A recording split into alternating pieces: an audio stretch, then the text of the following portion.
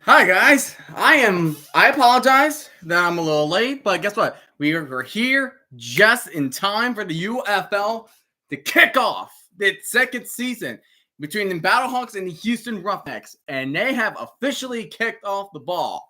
And now the Battlehawks are gonna get it, and the Battlehawks are gonna return it. He passed the 25, and he's gonna pass it to the 29-yard line. All right, so I'm gonna go do something a little different because I once we hit commercial break, I do have a reason of why I was a little late, but that's okay. But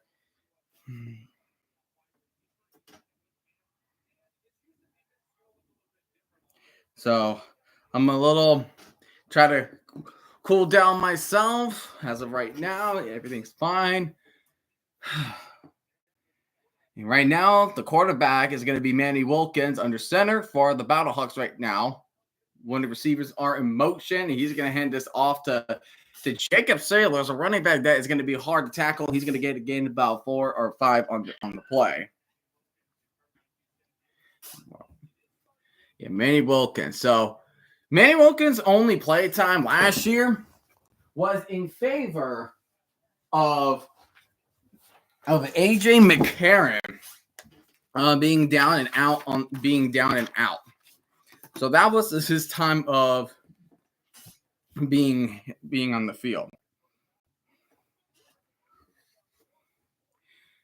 So now it's our first down, and that is Ja'Cour Pearson, a former Seattle Sea Dragon in the 2023 season who spent last year with the Battlehawks as well.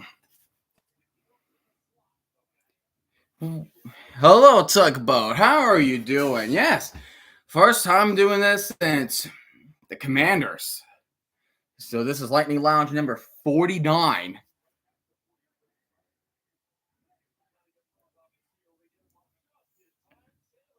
And then Sailor's trying to run, but only going to get about a 1-yard gain with that Battlehawk defense right there. Thank you. I'm just glad to be back.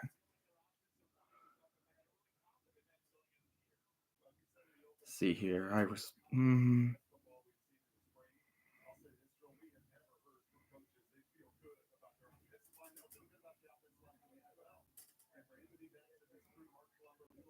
Okay. Yeah, so the Battlehawks coming into the season, they had a lot of questions. And we are Flyer. Welcome to the chat, Flyer. Good to see you here again. Manny Wilkins, he's in trouble, but he's gonna dump it off to Jacob Sailors. But Jacob Sailors is only gonna get about a 7-yard gain, so that will be 3 on the play for St. Louis. Holy Toledo. And we are back with that again. The last time we did a football stream was the Eagles scored 55 points in the playoff game. Thank you, Anthony. Yes, welcome back indeed. Stay tuned until the commercial break because the reason why I'm running late is kind of sad in a way. So stay tuned for that. So Manny Wilkins trying to run away. He's going to run to the right. He got nothing but green grass. He passed the 50, and he's going to slide to the 42, and that's going to be a flag on the play. Hopefully that's not going to be a holding call in that sort of way. And I said it, and I called it. That is a holding penalty. Wait, how is it going to represent the UFL? Oh, I know. I saved it for the best. Save it for the best occasion, ladies and gentlemen. Saved it for the best.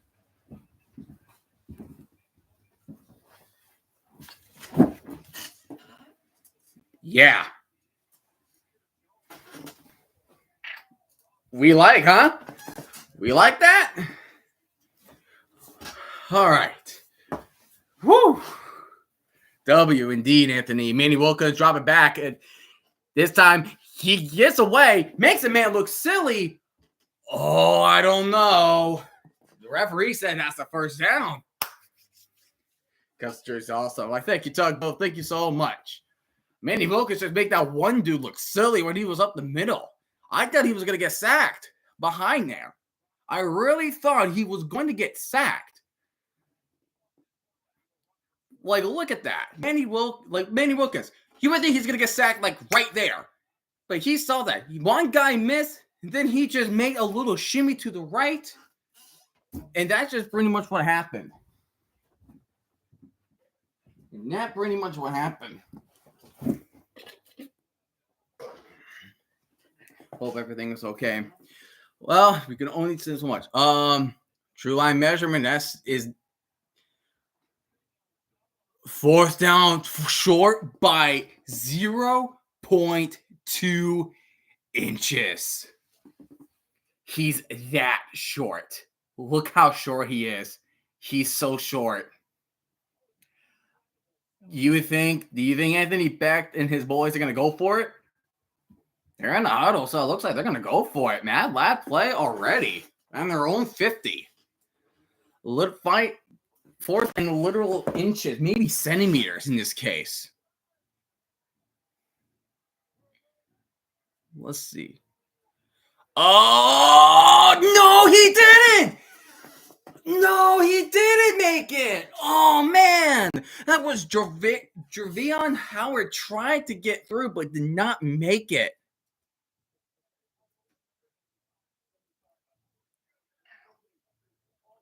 And that's going to decline because that's a turnover on downs for the Battlehawks. Wow. Unbelievable. The Roughneck defense stopping the Battlehawks. All right. Who stopped them? Oh, my goodness. I think it was 94. That was Olivia Sakapulo. All right. So here's the reason. Don't know where I dropped it. So here's the reason why I was a little late today. So I just got done with student teaching. around like 1:30 because they had me on the planning period. So I asked them if I was able to do anything else. They told me no, you are good to go. So I just went on my merry way. While I was on my way home to drop a charger off to my girlfriend's house, Dana, and she called me and told me some terrible news. In that her dog has lymphoma. And if you guys have no idea what lymphoma is, it's a type of mass or a type of cancer that affects your immune system. And then the doctors, because she spent the whole afternoon there with her parents, and they said if they were going to do chemo, then her dog only has like a year to live. They chose the other option, which is the steroids. And the dog's name is Brody, by the way. Her dog's name is Brody, and they said that if we decided to give him like medication, like roids, he's only got about like a few weeks to a month. And I was there for all afternoon. I took her out. I tried to soothe her, and I decided to spend a little extra time with her because she definitely needed that the most. So that was mainly the reason why I was late, but it's a valid reason. I would rather be late than try to be there try to get to the stream on time, because it's just hard. It's just hard.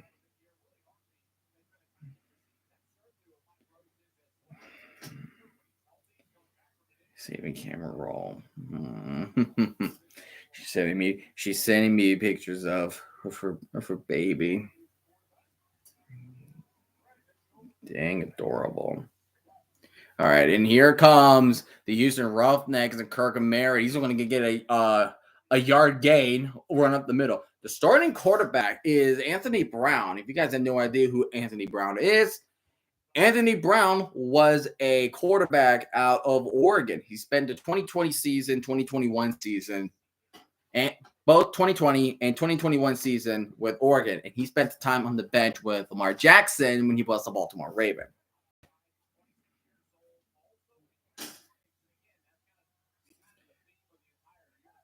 And then Anthony Brown drop it back for his first pass attempt. That's going to get tipped up, and that is going to be intercepted. And that is picked off by Quinterio Cole by the Battlehawks. So first pass, first turnover of the Roughnecks. Wow. Unbelievable. I forgot to do the timeouts real quick. Hang on just a second. Former Raider for one preseason game. What player was that on base tugboat?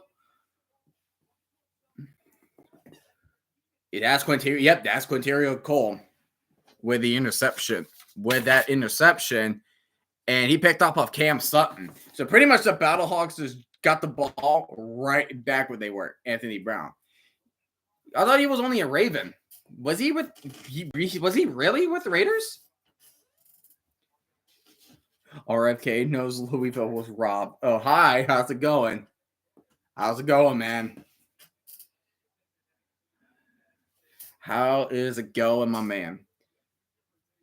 Oh, he signed a tryout contract? Oh, that makes sense. Okay, now I understand now.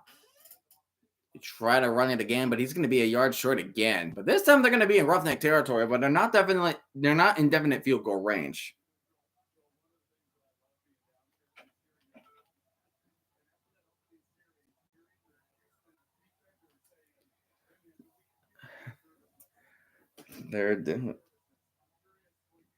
They're down one. How's Subbing been? Subbing's been doing all right. Subbing has been doing all right. It was it was iffy here and there, but hey, that's just school in a nutshell. Going good. Battlehawks got a pick. They did get a pick. That was Quinterio Cole that got the first interception of the 2024 season.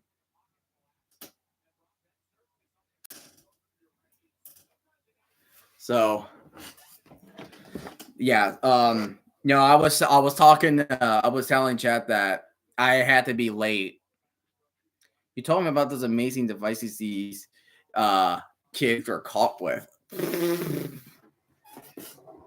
Them and their darn phones, man. And it's like we're living in a time where they're just on their phone so much, and that's a great run up in the middle by kids nowadays. They're just constantly on their phones, and it's just hard for them to get the attention to get. But no, RFK. I was telling them that my girlfriend's dog got a case of lymphoma, so that's why I started to stream late. I would rather be late for the stream and come from my girlfriend than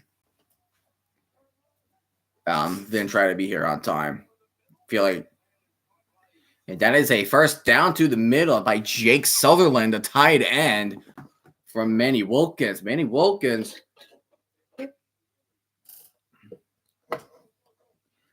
Yeah, what we're doing is her and her family, they're gonna do what they can to give him the best support and spoil the hell out of Brody. We're gonna spoil the hell out of him. And here comes Howard, and gets nowhere. Run gets stuffed by that Roughneck defense. Halfway through, and of course, if you guys are not aware, that the Battlehawks got a new offensive coordinator named Phil Magiogan. And I believe he was an offensive line coach. And also, Bruce Gradkowski is the offensive assistant. What's up, Trusted Low? Where can I watch it? You can watch the UFL on right now. The game is airing on Fox. And here comes Jacob Sailors running through the middle, trying to make people miss, and he will be down at the 15-yard line. That is a first red zone opportunity of the game of the Battlehawks and Roughnecks. Extreme East is what I think it is. Is that like is it a pirated site where you could just pirate games? Is that what I think it is? Yeah, so you can watch it on Fox as of right now, or if you have the Fox Sports app, you could also watch there as well. And then on other channels, you can watch on Fox Sports 1, ESPN, ABC. Manny Wilkins trying to scramble his way out of here. He's seeing nothing but green grass. He's going to pass a 10, pass a 5. He's trying to truck a Roughneck and down inside the 5. And O'Neal is just throwing his hands up, acting like he didn't do anything. Yep. Yes, it is. It's the illegal way. It's the illegal way. Is it free on Fox? If you have cable, like if you have cable TV or Hulu Live, that kind of stuff. First and goal from the 3. Manny looks to hand out to Jacob Sailors, but Jacob Sailors is going to get stuffed. What a good tackle. And that tackle, give me one quick second, because I have the roster here, because I really want to see guys. That was Jameer Jones with that big tackle onto Jacob Sailors. Hakeem Butler was one of the best receivers last year. 652 yards and 5 TDs in a 10-game season. And that man is a tall man. You do not want to end up yourself on a unfair one-on-one coverage. And I think that's one-on-one coverage on the bottom of your screen. Wilkins, he's going to hand out to Sailors again. And Sailors reaches for the end zone. And that is our first touchdown of the season and the game. Jacob Sailors. Dude, thanks, Broseph. About to change the score and you do that.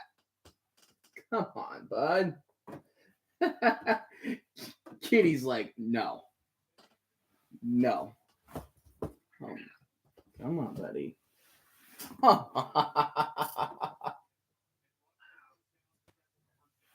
Kitty says, yeah, I think it cats and Bill said, yeah, I think so too.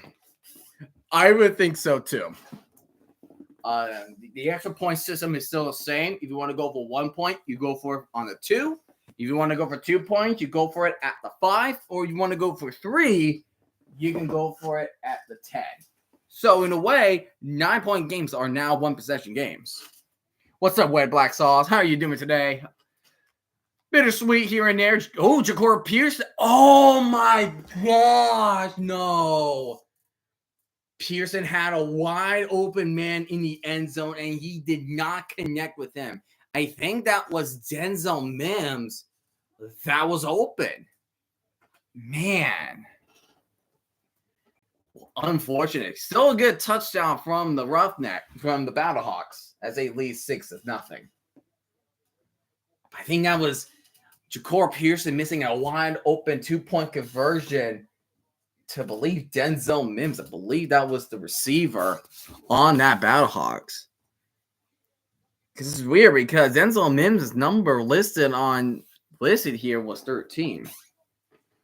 Oh yeah, when I'm celebrating my Sally's 3, I won't forget about you and the DC Trash Can fans. Why? Thank you. You can definitely you can 100% just trash at my team. That's totally deserved. Hey, any trash talking fans that the Birmingham Stallions have right now, totally deserved, because they're the best right now. And you can't really talk crap to the best team if you have lower rewards than them. Brahmas fans still don't forgive y'all. LOL. Hey, tomorrow you got the Brahmas versus the Renegades on I-35 showdown. That's going to be an important game for you guys because that could determine who can try to be a front runner of the XFL conference playoff push. Exactly, like how Jets fans can't call the Patriots bad. Exactly that. Or Bills fans. Or Bill fans. When it go, you know what? I find this hilarious, right? I find it hilarious that the Bills, right? The Bills will have the audacity to talk all that smack to us when it comes to like, oh, you only won 1 Super Bowl, and that was back in 1969. And here us, our only response is saying, you appeared 4 Super Bowls 4 times in a row, and you have not won a single time in that point. Like, the facts is there. I'd rather have 1 Super Bowl trophy than appearing 4 of them and losing to all of them. See, I would rather have that option if I am being completely honest here. I would rather have that option. Yeah. Well, I think the most of the heartbreaking ones was the whatchamacallit, the wide right by Scott Norwood. But the Jets cheating the Super Bowl. Shh. They don't know. They don't know. They have no idea. They have no idea. Don't do anything about it. Don't do anything about it. Red Black. I agree with you there. Are you a fan of the Canadian League as well? The Ottawa Red Blacks?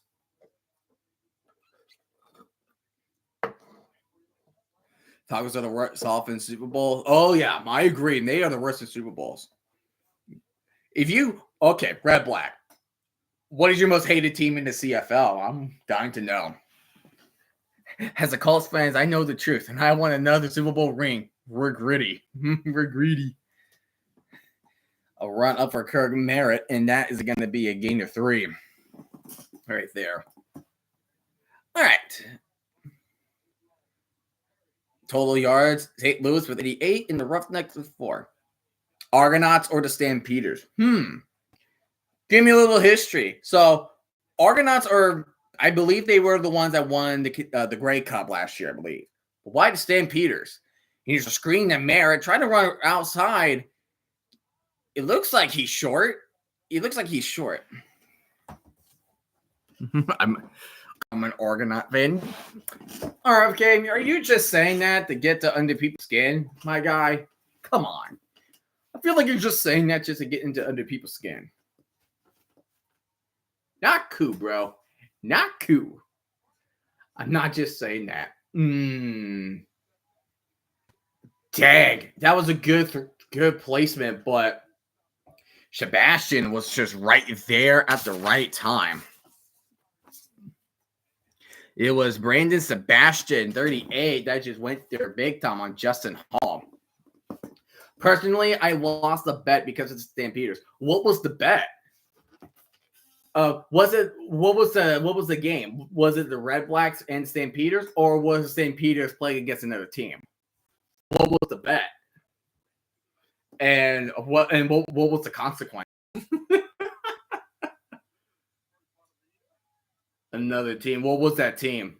Was it the Edmonton Elks? AKA the it's funny because the Edmonton Eskimos was the original name. They three-peated in the Grey Cup before. It was the Elks. I kind of freaking figured that. Like, in recent years, they have not been good. Like, they even brought in like Low Bethel Thompson, and even he could not save the team. I'm out for now. I'm going to watch March Madness. See you later. All right, man. Good luck with March Madness. Hope your brackets are okay. RFK. Saskatchewan Roughriders, my most hated team. Hey, they brought in a great QB. Trey Lance. The Roughriders got Trey Lance. What you talking about? What you talking about?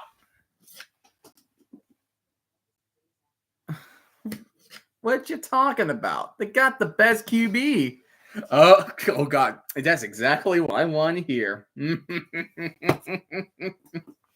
Oh, God, indeed. That's going to be entertaining, at least. It would be. Well, I'm going to look up the hang on real quick. I'm going to look up the CFL. I'm going to see what their schedule is like.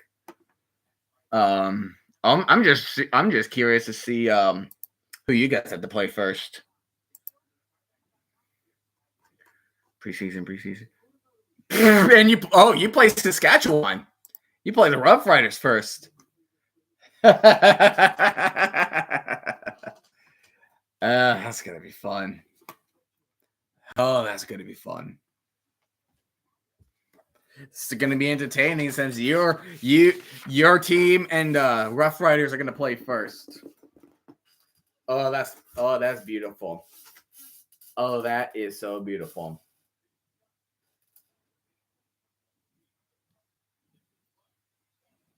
I think one of the more intriguing games I could think of is, I feel like one of the most intriguing games I can think of right now is the Brahmas and Renegades. Either a really entertaining game or a complete crap show. Yes. It was so entertaining. It was that much of a crap show. It was so entertaining to watch. You can have both. You can have both. Red Blacks football for you. Complete jet show. There you go. Now that fits in my vocabulary right there. A complete jet show. I 100% agree, RFK. 100% agree. Yeah, exactly. That's fair. Wait, Red Blacks, what's your NFL team? I'm dying to know. What is your NFL team? Yeah, Hakeem Butler. He's a beast. Hakeem Butler is a beast. I'm shocked that he has not solidified a spot in the NFL. We're in the first quarter with the 2 minutes and 49 seconds remaining. It is now 1st and 10. A little fake end around. It's going to be a screen off to Jacob Sailors. And here's some blocking up ahead. Sailors will get the first down, and he's going to get tackled at their own 35-yard line. That's the big game. Don't sleep on Jacob Sailors. Like, when you think of running backs, you might think of Anthony McFarland. You might think of Abram Smith. Not a lot of people know how good Jacob Sailors is. He's hard to tackle. Like, he may not be as physical like Derrick Henry, but he's hard to tackle. He's hard to tackle. My high school team also won the Long Island Championship for football. Oh, that's neat. Manny Boca's going deep, and he finds Pearson wide open, and he gets the catch. He'll be tackled at the 33. That was a dot to Corey Pearson. Pearson is is one of the better speed demons of the UFL, alongside with Marcus Sims. Let's name every NFL team in New York for fun. 1, Bills. Mantiflist. Hey, you win. Hey, what's up, Sisu? Long time no see. How have you been? This week was interesting. I mean, this week is something. Today was a day I found out that my girlfriend's dog has lymphoma, which is it's a cancer type mass that affects the immune system. And her dog doesn't really have that much to live, so we're gonna spoil the hell out of that dog. Spoil the hell out of it. So that's why I did stream, and again, that's why the stream was late. I was trying to try to comfort her as much as I could possibly can. And here comes a pitch to Jacob Sailors, and Jacob Sailors started stepping, and he only gonna get about a yard gain. Yeah, man. Screw cancer. Cancer's the worst. The one and only Daniel Jones. Yeah. What do you think? RFK, what was your thoughts about Daniel Jones signing with the Colts? St. Louis has 20 total plays on offense, while the Roughnecks only have 5. St. Louis likes holding onto that ball for a long period of time. He comes a screen to Edwards. Oh my gosh, what a spin move, and he just made him look silly.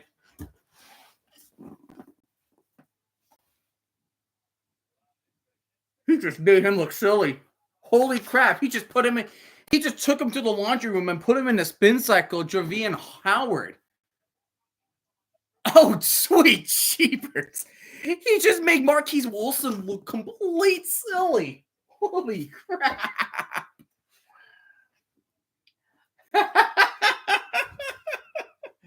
And that is a perfect way to end the first quarter. The Battlehawks are winning 6-0.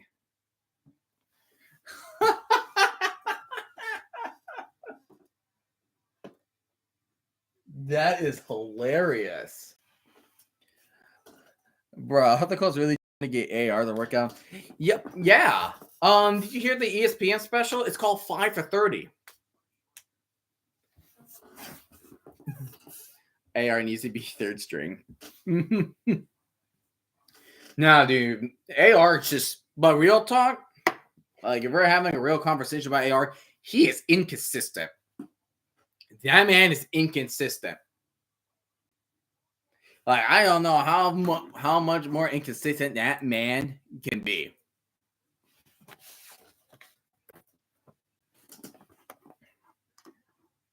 And while we're commercial break, I'm going to check on the other scores that is happening. Right now, March Madness. Number 6 Ole Miss is beating number 2 Michigan State 48-2. Tennessee and Kentucky are in halftime 43-28. Michigan and Auburn will come into play in about an hour from now, and Purdue and Houston until 10. But we still got some baseball to cover, so I'm going to go ahead and check over the other sides of baseball for the time being. Oh, give me one quick second real quick. I am trying to check on everything.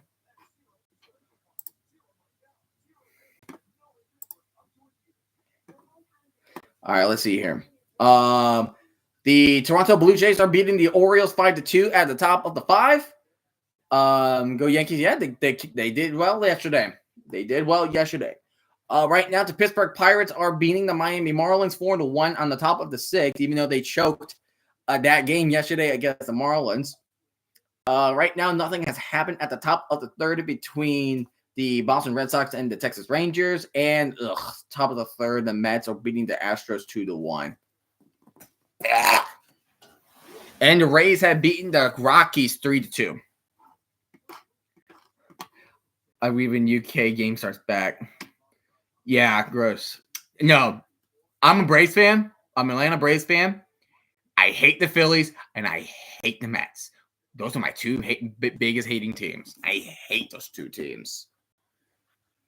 Like they always I just hate them because they always talk the most. They're like the two teams in that division that talk the most crap. Like Nationals and Marlins, they're cool. They're cool people. They are cool people. But the Mets and the Phillies, bro, I'd rather watch paint dry than watching those two teams. It's ridiculous. Like I know the NL East, but man, I hate these two teams. I've actually been to the Philly stadiums. You're not wrong. Great food though. Like I don't know. It's just like every time I'm on like social media, everybody's talking crap to the Braves, and I'm like, and then we're beating you in these games. The hell? Manny Wilkins scrambling. He goes to the right, and he's going to scramble past the line of scrimmage, and he will be stepped out at the 13-yard line. That will be 2nd down for the Battlehawks. Little Caesars just responded to their ex-drama. Go-to pizzas. Now you got me thinking of pizza for some reason. Pizza Hut stuffed crust, 100%. I dig that. I dig stuffed crust pizzas. And here comes Howard, and he's not going to get a gain out of it. So now it's going to be 3rd down for the Battlehawks. Pizza Hut stuffed crust, 2 topping meatballs, and pineapple. Now that, Now does that sound delicious? Honestly, can both teams lose this game? First, screw the Battlehawks and also Texas supremacy. Wait, Red Black, what is your UFL team? Did you say earlier you were Brahmas? I think it was. There are a couple Brahma fans that I know. Wilkins going for the end zone. There's a catch. But did he get it? No, he does not get into the end zone. That was a catch, though. But he does not reach the end zone. That was Frank Darby with that catch. I figured it was Brahmas. It was Brahmas. just enough. Darby just got enough separation, and no, that's not a first down. No, that's not a touchdown. But it's first and goal from the 1. You could just QB sneak it in if you're the Battlehawks, and that's exactly what Manny Wilkins did. And that is another touchdown right there for the Battlehawks. If they take a 12-0 lead, Houston's got to do some work. They got to do something. I don't understand why the Roughnecks think it's a good idea to bring in most of the coaching staff, even though they ended the season 1-9. Did they demote the Jets below the UFL? You better put, dude. I would rather have the Jets replace the Roughnecks at that point. I'd rather have that at this point. And the Battlehawks are going to go for a 2-point attempt, so they will try to score 2 points from their own 5-yard line. Yes, hold on. I will finish that thought with you later about the stadium real quick. Wilkins getting a snap with his one hand, but we'll lose 2 yards, so the 2 points not good. Right. So Houston Roughnecks, they joined in 2020. Their original home was TD-ECU Stadium, aka the Houston Cougars. The University of Houston and the Cougars was their football stadium. But then COVID happened, and then the XFL never come back until 2023, where they moved back to TD-ECU as their home stadium.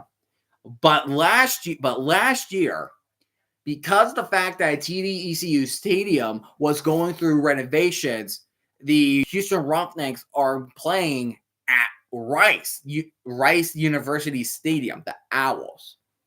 And now they're back home at TD-ECU Stadium, which, if I'm being completely honest, I like that move a lot better because I feel like TD-ECU Stadium was a better home than Rice University. I just feel like I just get that good vibe there. I just get that vibe there. All right, you know what? Since we're a commercial break, I'm going to give myself a glass of water. I will be right back.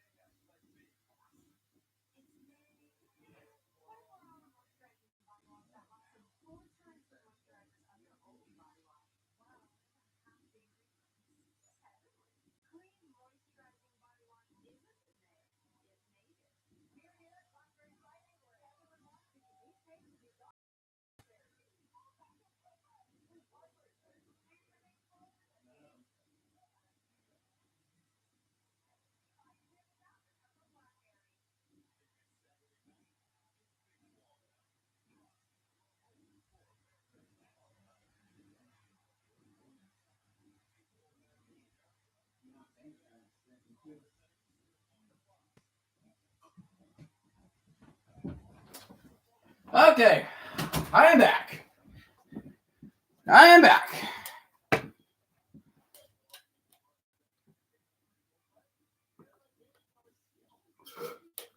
There's Danny Garcia. Push your boy The Rock. And chair say nothing. You guys love the chairs. But what about this chair?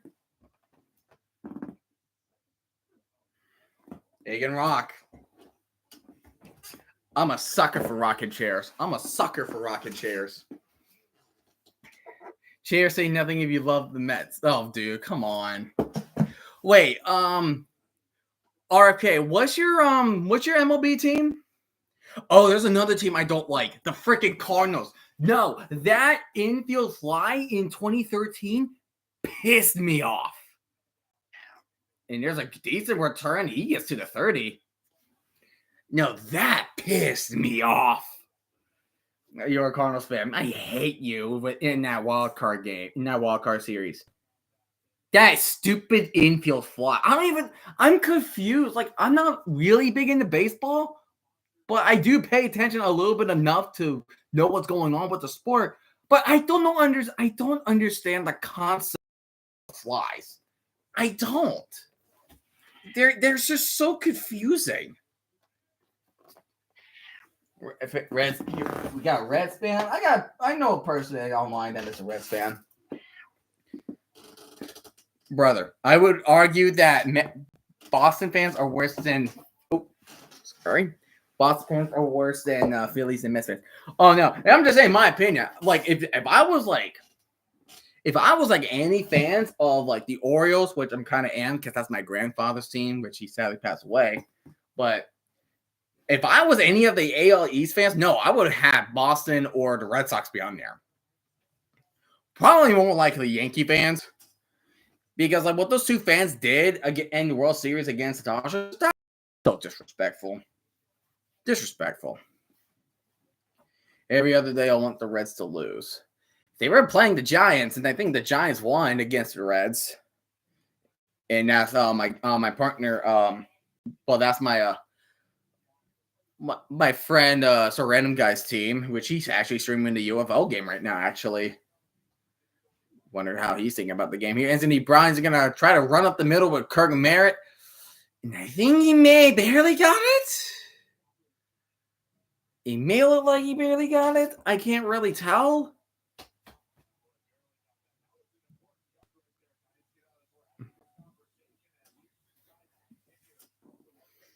Yeah, no, I know the reason. Yeah. The Reds roster outside of Cruz is disgusting.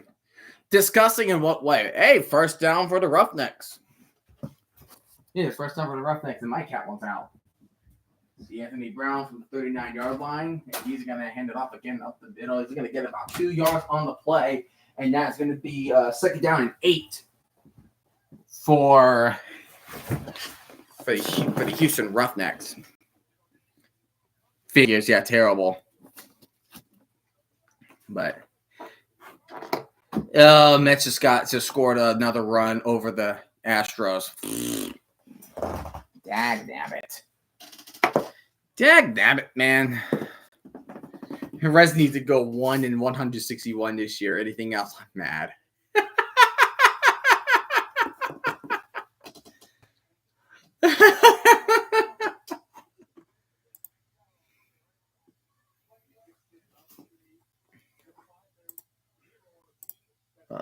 I'm checking the scores.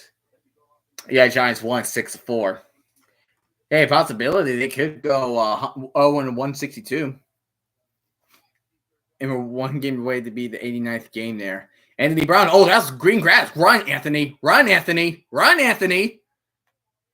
That's the first in a million. That is to the 38-yard line of Battlehawks territory, first down. Anthony Brown, Oregon quarterback in the 2020 season and the 2021 series. He was the quarterback that helped Oregon defeat the Buckeyes for the first time ever. You got to definitely give Anthony Brown credit for that much. A UCF fan. Central Florida. Not bad. Central Florida. Okay, I dig it. Well, for me, I'm an Oregon fan. He's going deep, speaking of which. Broken up. Incomplete. Man, he was just heaving it down the field. Chris Payton-Jones was right there. I don't know who was he throwing to. They were the first team I've ever started watching. Oh, wow. And that was Lawrence Keys III. Oh, they missed a face mask. Hold on.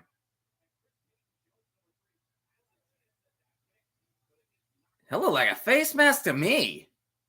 Surprised that they are not calling anything. That was an awkward handoff, but he did get back up to the line of scrimmage in time.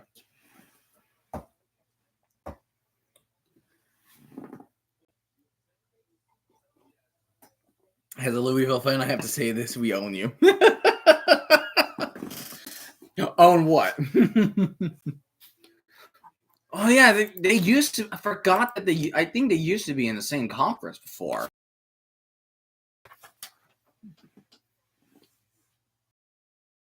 Oh, yeah. The nice one. Oh, no. The Griffin brothers. Shaquille Griffin.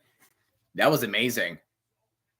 Oh, he got picked again, and he didn't even touch him. He had to be touched down in order to be down. That's another pick from Anthony Brown. 2 interceptions.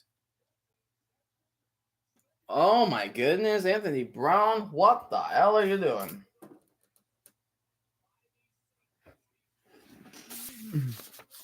Brother.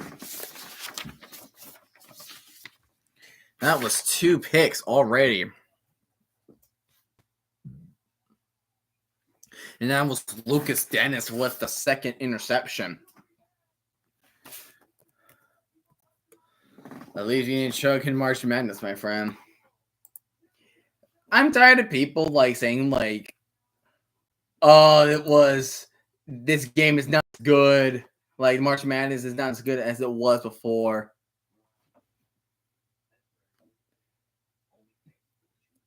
No, I was talking about 2021. It was the 2nd week of the regular season when Oregon beat Ohio State at the Horseshoe. That was the game I was talking about. Well, no, you guys clap us in whatever playoff chances you get at us. All the time. You guys clap us. And that's what you guys do best. And I'm not happy with that.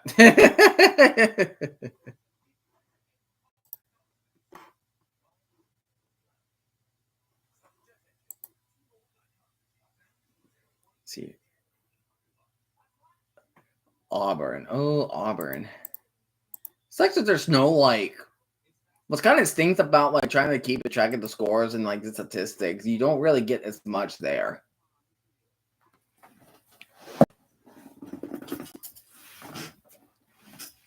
Oh, yeah, that's right. UCF did beat Auburn in the it was the Peach Bowl, I believe that was. Yeah, Clemson won that year. That was the it was a Hunter Renfrow catch. It was a Hunter Renfrow catch. Because Alabama won first. And then it was Clemson. 2016. And then 2017, I think that was Alabama.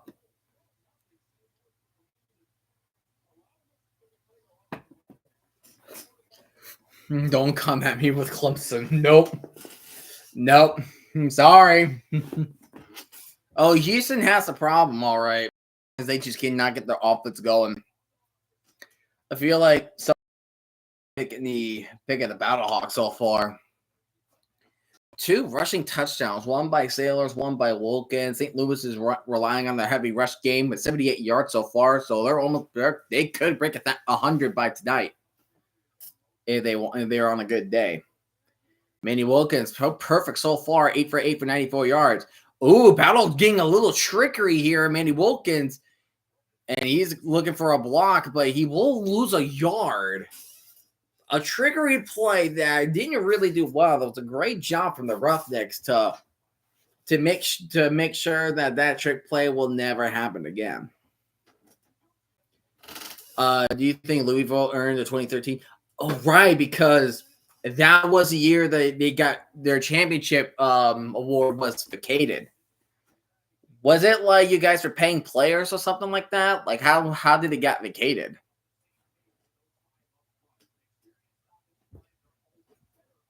We beat Michigan in 2013.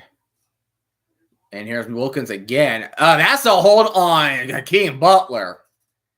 If that was a hold on Hakeem Butler, I can see, even a blind man can see that. A blind squirrel can't find a nut every once in a while.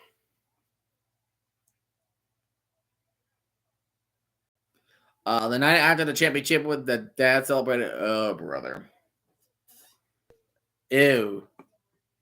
Yeah, I knew that was a penalty. Hold on. No, I'm gonna look this up. Hold on. 2013 Louisville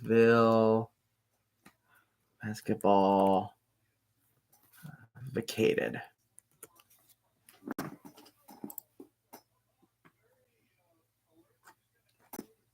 Let's see here. First time in Martyr Division in one men's basketball history that the championship was vacated.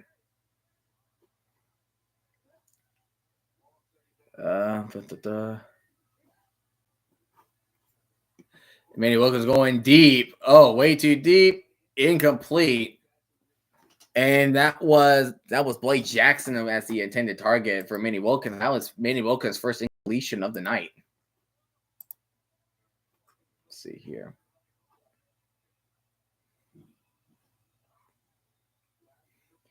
Doing the violations. Trying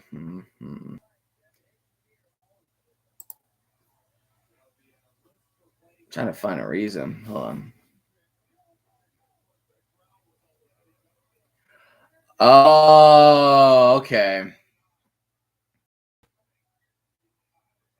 Oh, you missed a tackle right there. Jacob Saylor's just, it's like, look at that. He's hard to tackle. He got the first down. I'm telling you, Jacob Saylor's, it's a freak.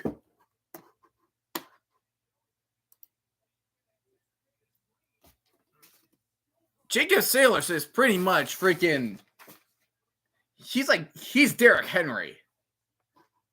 Dude is Derrick Henry.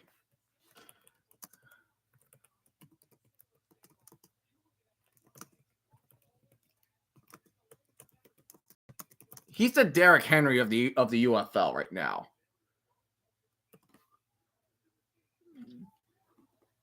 Dude is hard to tackle. He's hard to tackle. Like he may not look very physical. Like he does not look physical as Derrick Henry or Saquon Barkley. But he's hard to tackle. Like look at that. Like you would think that 31 would have got him. You would think a Markel Robbie would have gotten him right there. Golly. Unbelievable. And Wilkins, he's looking. They're leaving spaces open for him to run. Like Houston is just playing so far apart. They're playing so far apart. They're allowing Wilkins to run.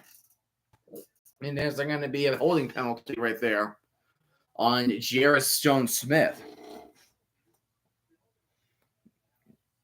Bro might be covered in something slivery. Be like the Death Grease guy from Family Guy. You can't catch me. Kevin Ware. Oh, brother. Hold on. Let me...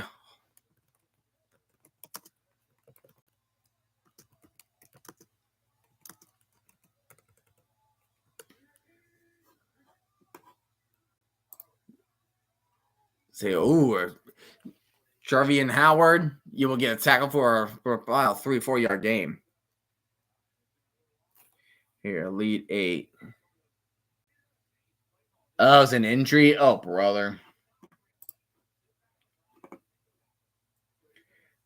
Oh, yeah, I am not gonna say that. That is definitely gruesome. That is definitely gruesome. Oh, that is some injury, all right. That is some sort of injury. Screen again at 3rd and 18. Yeah. And your score Pearson. Where's the coverage? Where is the coverage? There's a flag on the field. But where's the coverage of the Roughnecks? They're demonstrating what we like to call Swiss cheese here. Like he missed a tackle there, and then like nobody's there in the open field. Like, yeah, I was like, that sounds to me like they're not lined up. It sounds like to me they're not lined up.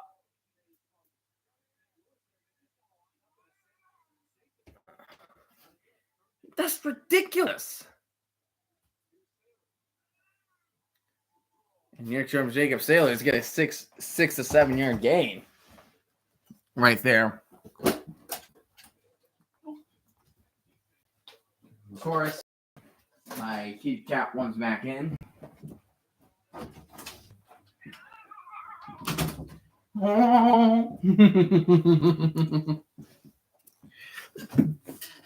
Even some random guy replied with.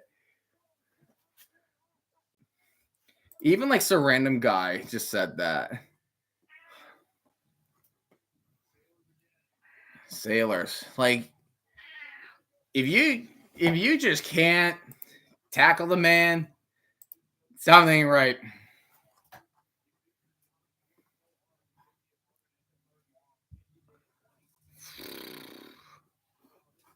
Crazy. Current drive. Jay and Luce is just taking their time. They are taking their time. Many locals, 10 for 11, 143 yards. Not bad for his debut. Dropping back, 32. And Jacob Sailors dropped the pass. Jacob Sailors dropped the screen that was open. And Matt Wilkins was looking at me. He's like, nope, that's my bad. That is definitely my bad. And that may look like it, too. Man.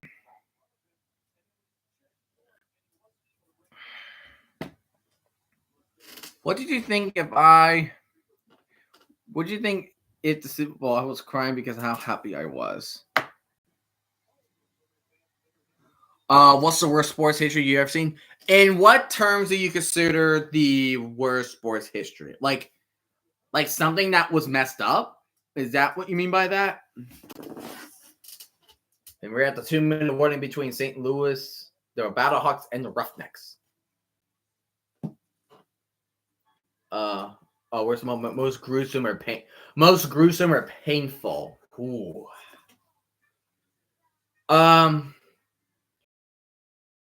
Witness. I say like a more painful moment I've seen was two of them. Well, there's the Damar Hamlin. Like, I wasn't even watching the game live. Like, I had my girlfriend's dad came upstairs and he told me that, hey, the Bengals and the Bills, the game got postponed, and he showed me the clip. And I felt shivers, and I just felt shivering all throughout my body. Like, I felt uncomfortable, and I haven't watched that clip without being uncomfortable in such a long time. No, Alex Smith's leg, I was about to say that too. That was bad. I was at a Buffalo Wild Wings with my dad when that happened. And then once we saw a certain body part was not supposed to be turning that way, it was, golly, it was bad. It was freaking bad. It was awful. But if you want to talk about the most messed up moment, like the most messed up, Bounty Gate. It was Bounty Gate for me. Like, when one of the workers, like, leaked the audio clips when they were getting ready to face San Francisco in the divisional game, it made me went WTF multiple times the longer I was listening to those clips. Chuck Hughes? Who's Chuck Hughes? Hold on. You guys are making me learn here. I like it.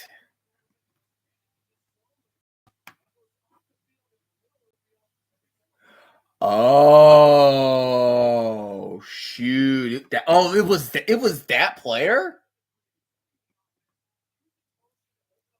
Oh my goodness. It was that guy.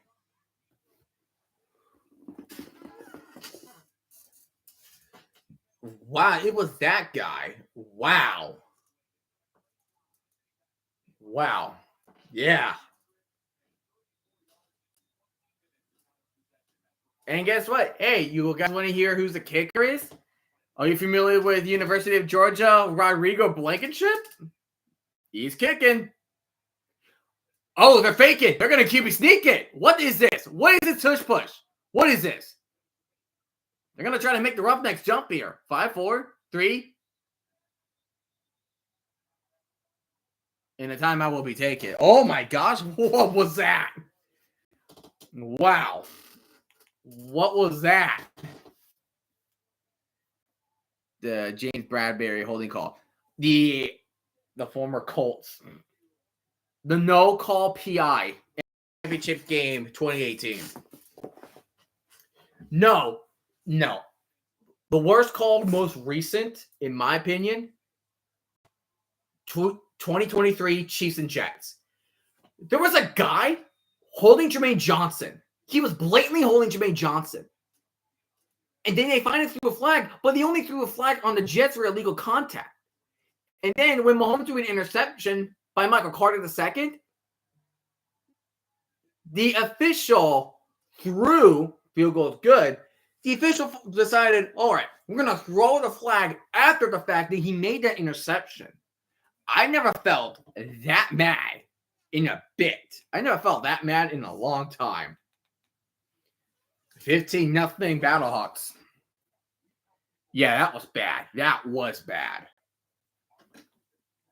Ooh, Astros scored a run on the Mets with one person on first base. Toronto has extended the lead on Baltimore. Same score in Pittsburgh and Miami. And the Red Sox and the Rangers both scored a run, so it's 1-1 in the bottom of the fourth.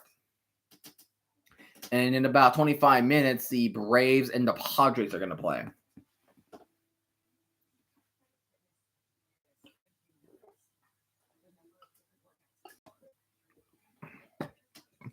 Well, UK's back. Got that game back. And see ya. All right, see ya. Hope it's going well for you. Hopefully you could beat Tennessee. Yeah, that was one of the worst. Like, I'm mainly mad at the Patriots because some of the calls they were blatantly against the Patriots, but the calls they had was nothing compared against what the Chiefs are having. The Chiefs all get so much help from the officials more than the Patriots did when they were running their dynasty. Are you cheering against UK? Well, yeah, screw them. Tennessee, do the dirty work. Do the dirty work. I hate the rest. That they actually us over in the football for high school many times. We still sew it all back to back. We still what? We still won it? You did mention that you won that championship game. Yeah, screw this over. Kansas City Chiefs. No, I remember. So here's the thing, right? So I used to be the ball boy for a high school team. So here's the rule about when it comes to being the ball boy for the high school team, right? So you only hold 2 footballs in your hand, right? You're gonna hold multiple footballs in your hand. The only time you're gonna be able to like throw it back at the official is when the ball is out of bounds or it's incomplete. The funny one, it was about like the 2-minute warning. My high school team was running down the field, and they threw a big completion. And the ref was asking me for the ball, and then everybody was on me to throw the ball, and then I threw the ball finally.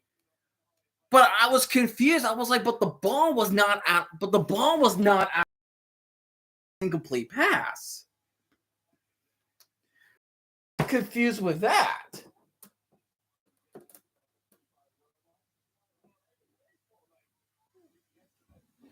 Like, I was just so confused. Oh, Braves are going to be on Fox tomorrow. Oh, brother. Do I need to torture myself more? Probably.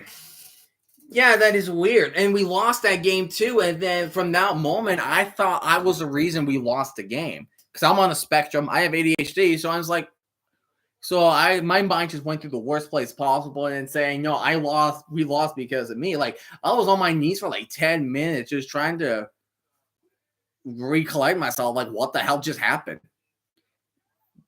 Quick pass to Justin Hall, and Justin Hall gets about a 5-6 yard gain. They got to move the ball quickly. There's a minute 40 left on the clock. They're going to get at least a score. They do get the ball back in the second half. How about this? For halftime, we're going to watch a little bit of baseball. How about that? Let's watch a little bit of baseball. I wonder what games that we're gonna get. Anthony Brown, he's looking. He's gonna dump this off. He does find a man. Jeez Louise, wow, he just dive bombed him, and then he dive bombed him so much he knocked down the official.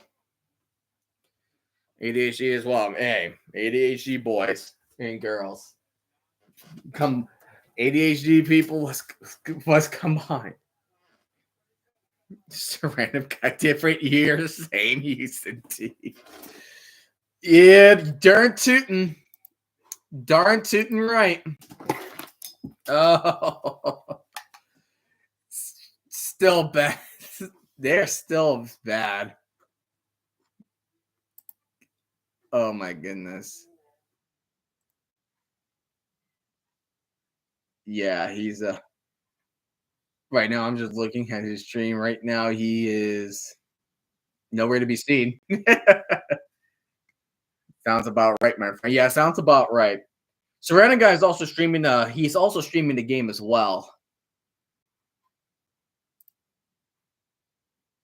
He's also streaming this game.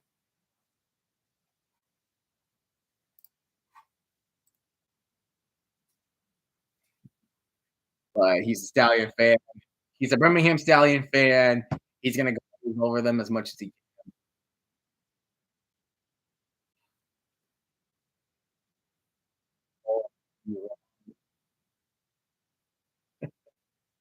About time.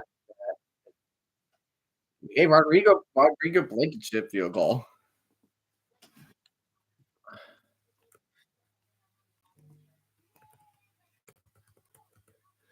I'm just gonna be a little.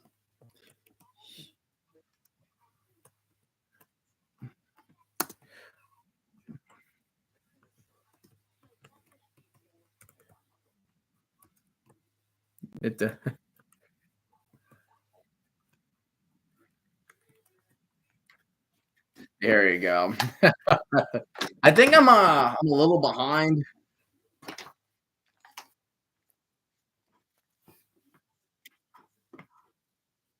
Yeah. I pretty much saying like he's totally different. I hope the Brahmas dropped 50 on the Birmingham this year. Bro, did he? I think you guys need that. I think you guys need that revenge. 25 nothing on in the championship game was embarrassing. That was pretty embarrassing. You don't say.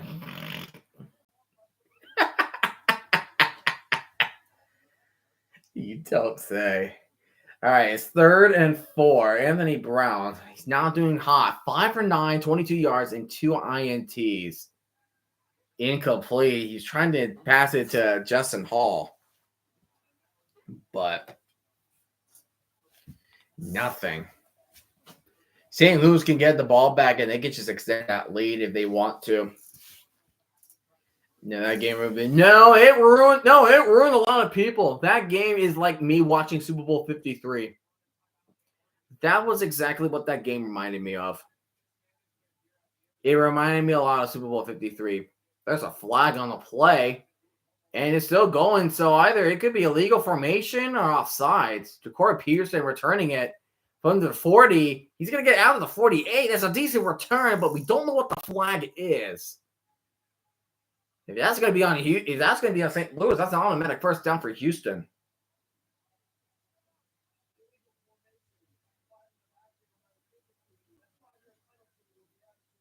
Dang. Illegal formation onto the Roughnecks. Not good. Yeah, it was nearly scoreless in the second half, and then that crap happened. No, yeah, like that was literally it. It was like closing the first half, and then blowout. It's like one of those Avalanche score games, where it was close for 1 second, and then they just it's like score. Jacob Sayers could do that. 53 rushing yards, 44 receiving yards, 97 total yards in that one tutty. at the Houston's 47-yard line. Manny Wilkins will drop back. He is gonna escape the pocket, and he's gonna slide for a gain of 7 or 8. Manny Wilkins looked a lot better than he was last year. Usually they rely on A.J. McCarron. We have a lot of questions on the quarterback, but right now, St. Louis, I mean, I know it's against Houston, but they were just clicking. That's what St. Louis is doing right now. They were just clicking. And Stalers with the screen, and he's going to go out of bounds. Don't know if that's going to be a first down, though. It could be third. It could be first. 28 seconds remaining. 28 seconds remaining. Again, Phil Magiogan is the new offensive coordinator. Is no longer Bruce Krakowski. And they're going to get that first down to the Battlehawks.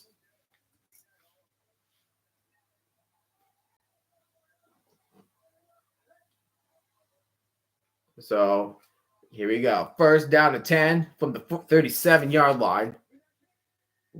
Wilkins taking a snap, dropping back. He's going deep, and he's going to find his man. That is Frank Darby. And he will be inside the 20 at the 17-yard line. There's 19 seconds left on the play clock, and St. Louis will call their second timeout. St. Louis will call their second timeout.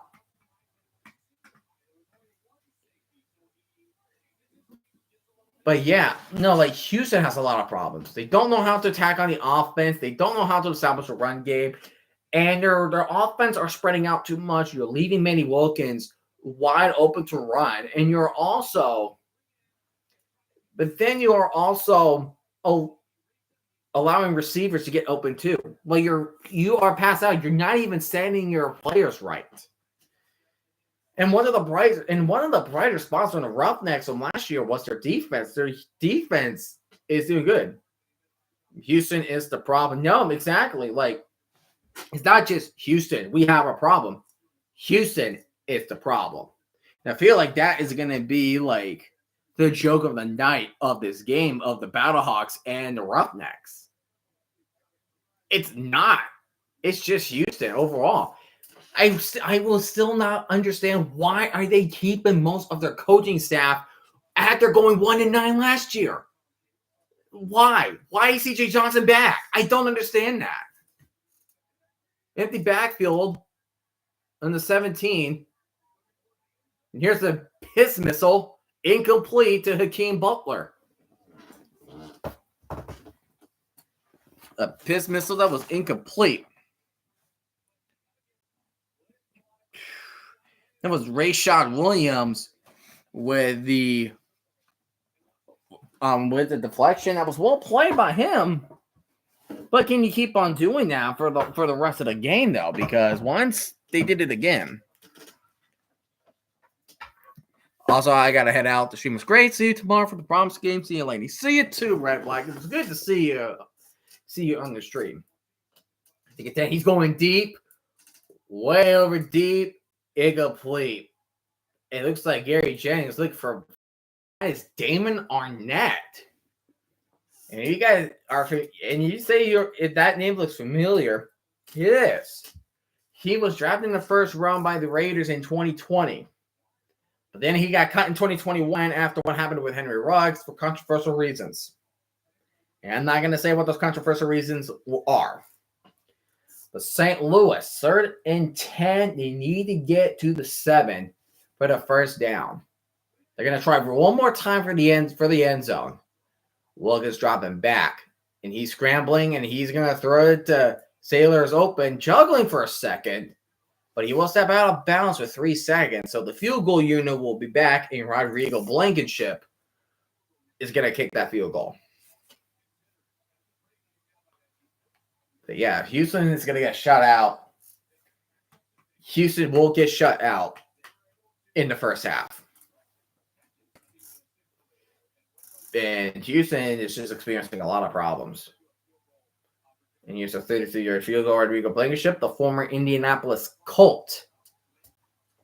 Which was a little surprising because we've seen in the NFL. And that field goal is good. 2 for 2 for Rodrigo Blankenship. And with that, ladies and gentlemen, We are in halftime. 18-0.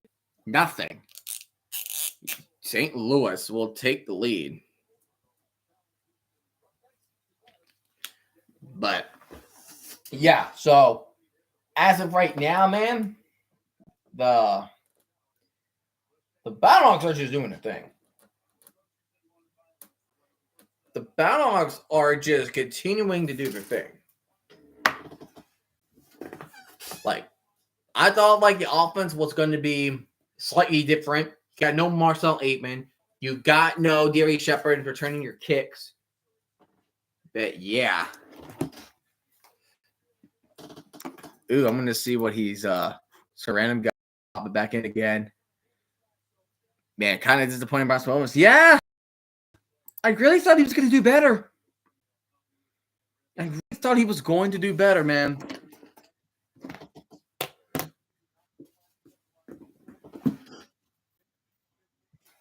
So bad.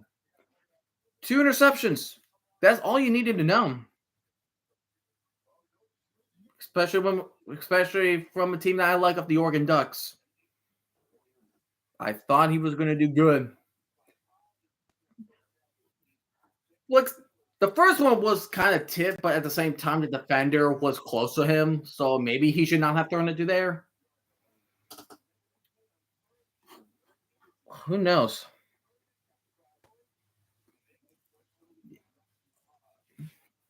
It wasn't. I don't know. Right now, Houston is definitely showing why they're the worst team from last year.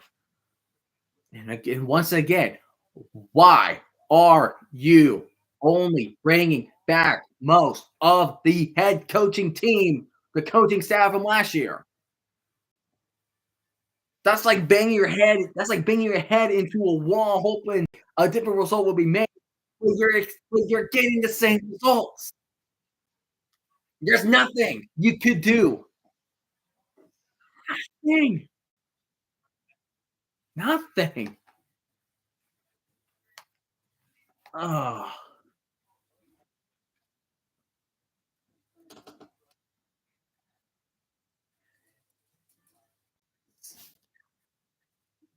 same team, different year.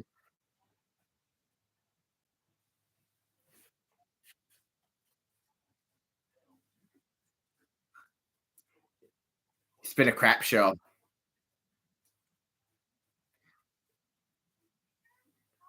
But the thing, here's the thing, though. The thing with Manny Wilkins is that he's like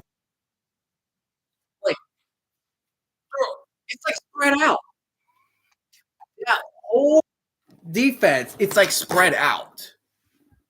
Like it's like the Roughnecks were back in COVID and they had to go back into 6 feet social distancing. Like that's how spread out they were. It's that their defense has progressed. Because yes, in the Battlehawks, it's like they have yet to skip a beat. They never skipped a beat. Eddie Wilkins are under there like he was freaking he's under there like he was AJ McCarron again.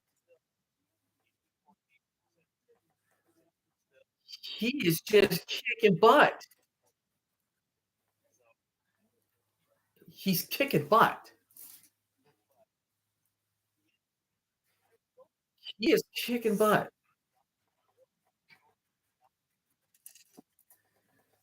Like I don't know what else to say there.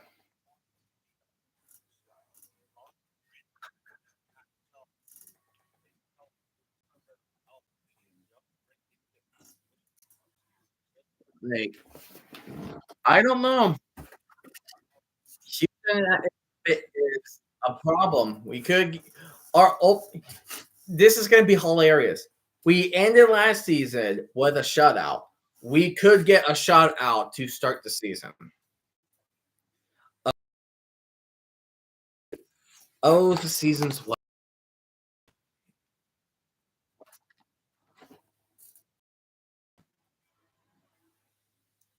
I say change the coaching staff if I was.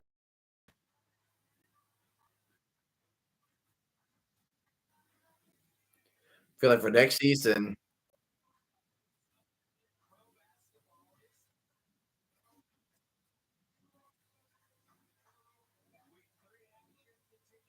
like I don't know.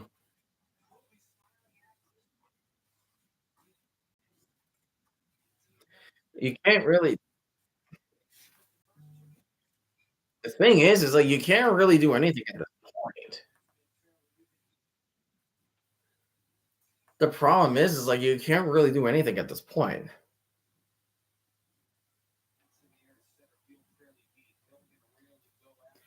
Ooh, and the Marlins got it out.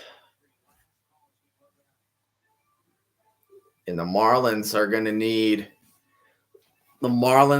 gonna head to the bottom of the ninth, and they are gonna try to end that game against the Pirates. They need 3 runs to win, but 4 to win.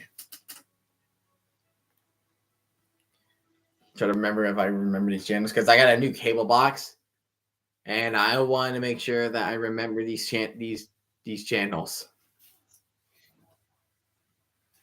And I think as of right now, they are.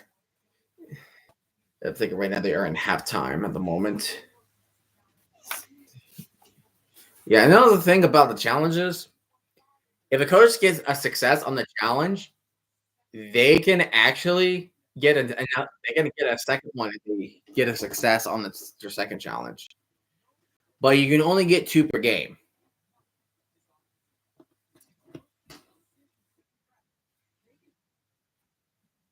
Yeah, halftime's still there. I'm just because I felt like if the UFL halftime is the same length as the NFL, like 12 minutes, I would think it would be 12. I would think it would be like 12 minutes of the UF of the like the NFL, but not 20 minutes. I felt like 20 minutes.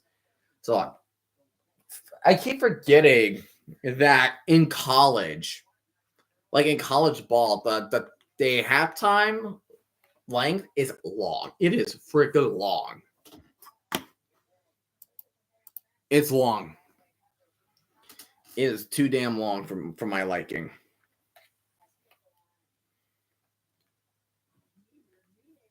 But as of right now, let's take a little bit of time and let's see if the Marlins can try and shut out trying to beat the Pirates of Pittsburgh. Let's go ahead and freaking do this thing. All right, where the heck is UFL? Oh, here we go. Here comes the pitch at bat. Are we starting off with the ball? Goody goody gumdrops. Goody goody gumdrops.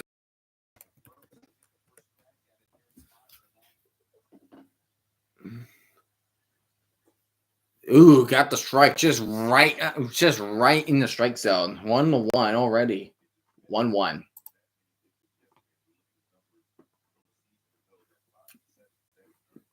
Yeah, they're saying halftime. Ooh, make him swing and miss. Second strike for Mervis. Second strike for Mervis.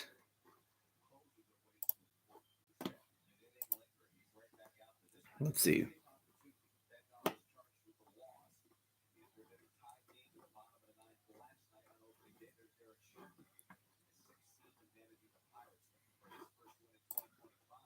Oh, too high. That's 2-2. That is 2-2. And like I said, I apologize for. I'm a little far behind. I'm a bit far behind, but that's okay. And that is ball 3, so that is a full count coming up.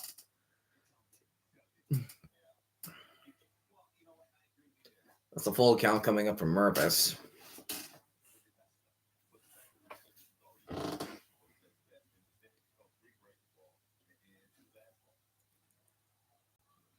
All right, 3-2. And here comes the potential final pitch. And ball 4, take your pace. Marlins have a man on first. Okie dokie. Good.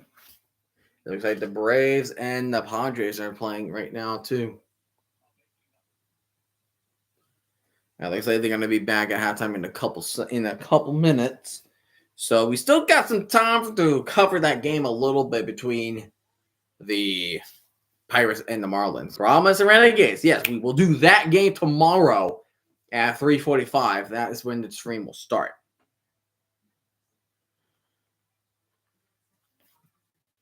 So that will be the next stream.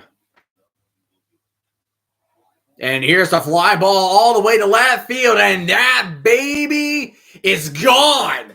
4-3, Lopez with a 2-run homer. Lopez 2-run homer for the Marlins. And like that, the game is 4-3.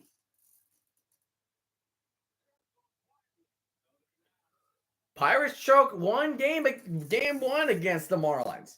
Are they going to choke it again? Will they choke it again? That is going to be an excellent question.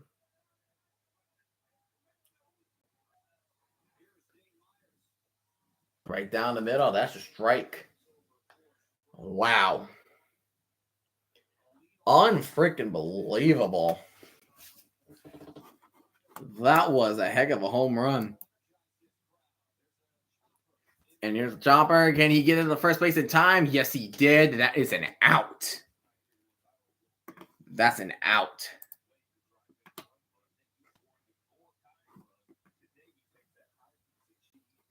And then it's Hicks that is coming up.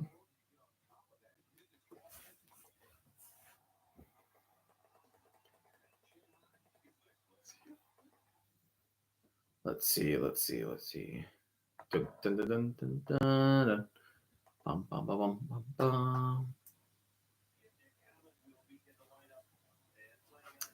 All right. The Braves are playing against the Padres. Ooh, the Padres doing City. I like their City Connect uniforms. Those are cool. So colorful. So cool. I like the Padres uniforms. And dang it, I do not like the Padres for beating to eliminate the Braves last year in the postseason. So at least I can say that we made it at least. At least I can say that at least. I went to Petco Park before. I did went to Petco Park before. All right, Battlehawks.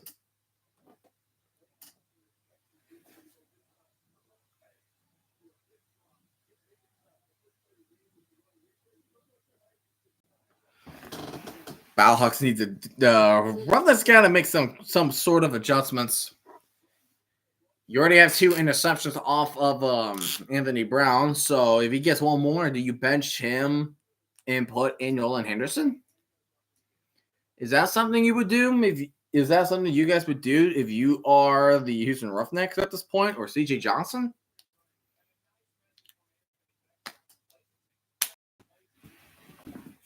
But and the Marlins just got another out. They have one more out. They got to score one more run to stay contention for this game. Already one out for the Braves. Great start. Great start.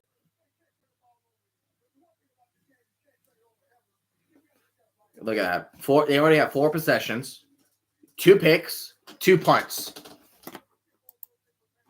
That can't happen. That cannot happen. That is the stuff that you cannot allow to happen on the field. Let me check the March Madness scores real quick. How's Kentucky doing? Tennessee still beating the bloody pulp out of Kentucky. That's a good sign. And Michigan State beating Ole Miss 73-70. And Michigan State will move on to the Elite 8. And here we go. It bouncing the landing zone. Houston will take it. And Houston will take it to the 30-yard line. See Anthony Brown coming in, a former Oregon Duck. His debut is off to a rocky start with only 2 picks. 4 possessions he led, and only 2 of them ended up with picks, and only 2 of them ended up with punts. Pre-game odds right now, it's St. Louis by 6, and the over-under is 37.5. So Brown. See, like, look at that. Like, that is rough right there. Brown and Merritt got confused of, okay, who's getting the ball? Am I handing it off to you, or am I keeping it, like RPO style? See, like, they're confused.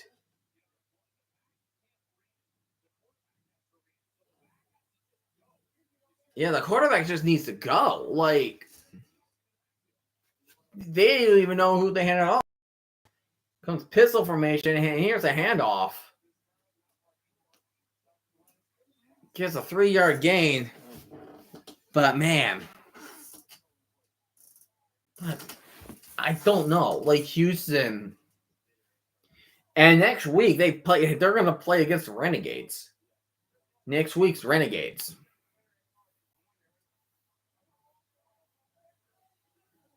Next week is Renegades. And this is against the Battlehawks is a really nice team. But it's like, what can you do? Brown, and he goes right through the hands of Kiki Chisholm. And that's a 3-and-out for the Houston Roughnecks. It sucks. It's not good. It just went right through his hands. That's the ball Chisholm has to catch. Kiki Chisholm has to catch that. He has to catch that. He has to catch that. And here comes the punt. And here comes that catch. And Blake Jackson, he gets freaking annihilated by Roughneck. Tangy Anger out in the game. And with those adjustments, and then with those halftime adjustments, you're going to need that. Because Manny Wilkins is here. Manny Wilkins is here. You got to stop that, man. You got to stop him.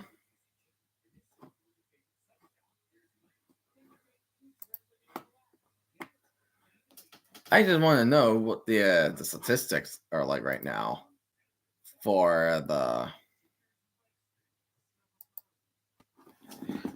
I just want to know, like, what can Houston do? What will Houston do?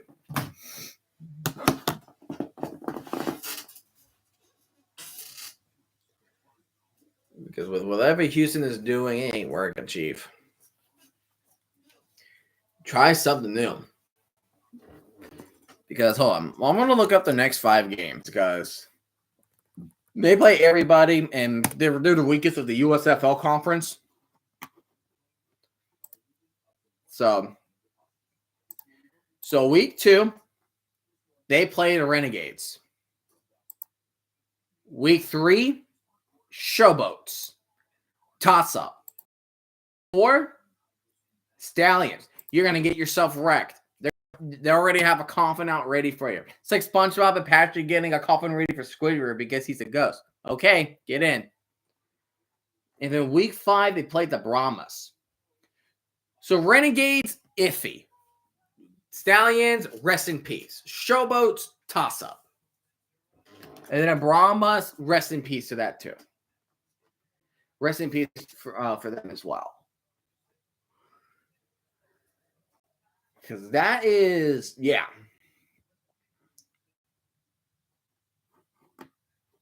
It is that. That is that. Rest in pepperonis.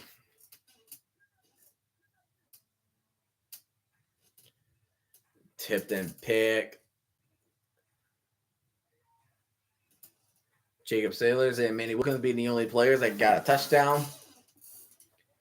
Manny Wilkins, he's 13 for 17, 167 yards, and 1 rushing touchdown. Jacob Sayers has 11 rushes for 53 yards. And Ja'Cory Pearson caught all 5 targets for 75 yards. Nice performances. Now they got to keep it up. And here comes Jarvian Howard, and he's going to get a 9-yard pickup. We're running on the left side. Second down and 1 for the St. Louis Battlehawks. St. Louis, the only XFL remaining teams that have not won a playoff game.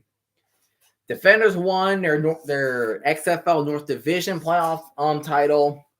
Browns won their XFL championship against the Battlehawks, and the Renegades won theirs against the DC Defenders. Well, the Battlehawks is the only team that has not won a playoff team of the XFL conference. And here comes Donovan, but he's going to get stuffed. Some nice stuff on against the run. That's not bad from Houston. They just need to do that one more time. That was really good. That one was really good. That was TJ Franklin that ended up stuffing the run right there.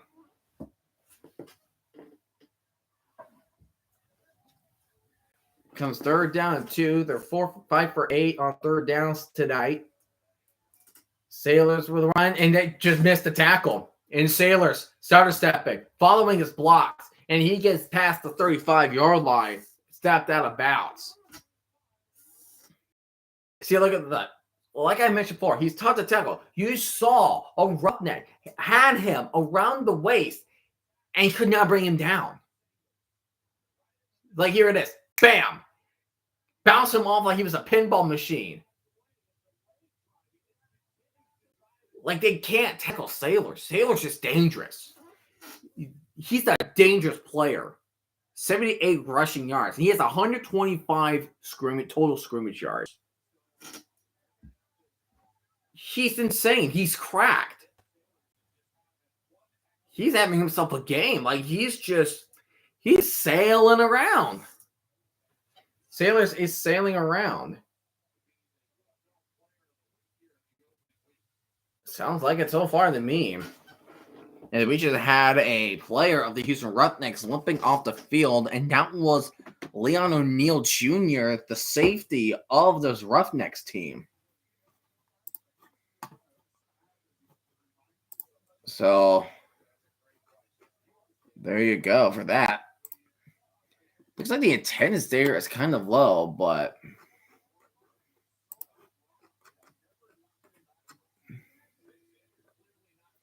it goes first down and 10, and there's a play action. Wilkins, he's going to check it down to Donovan, but he's not going to get anywhere to Donovan, to Jarvian Howard.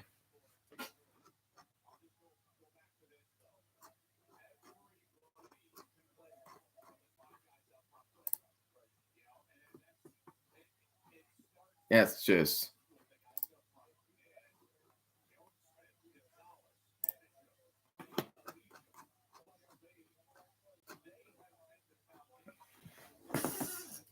second down 5. Houston needs that one time. They got to stop him on the run right now. Second down 5. Hand off to Jarvian Howard again, but the run will be stopped again. So it'll be 3rd and 5 for the Battlehawks. So that leads to one more opportunity for the Roughnecks to stop the physicality run attack of the Battlehawks. And the Battlehawks' next opponent next week is the Brahmas. So there's another test for the Battlehawks. If they can beat the Brahmas, then that could be something good for St. Louis in the future. And looks like Manny Wilkins called a timeout, so we're calling a timeout 5 minutes into the third quarter. That is interesting for the Battlehawks. Manny Wilkins not liking what he was seeing, so he called that timeout right off the gate. It'll be good for Houston as well, because Houston they got to recoup. They have got to recoup. They have to find that rhythm. They have to top that roster. Dude, I'm excited for The Last of Us. I'm excited for the second season of The Last of Us. It's going to be freaking great.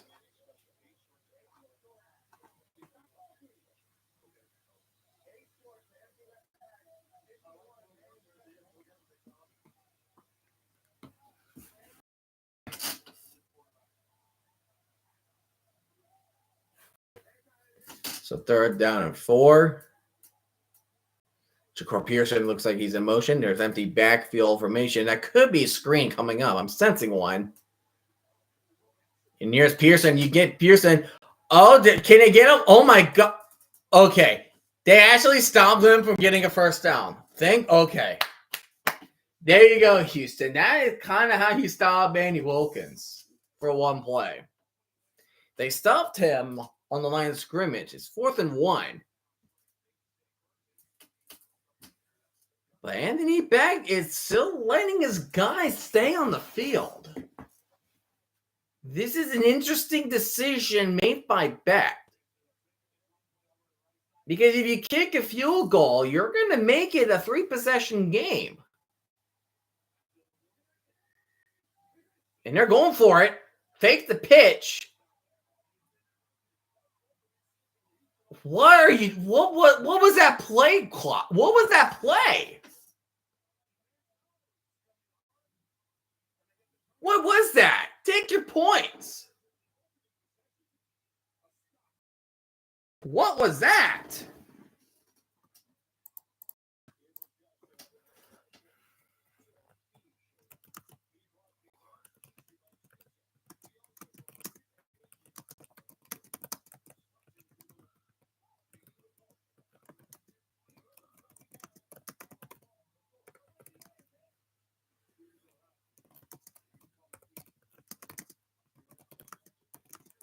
Figure out how.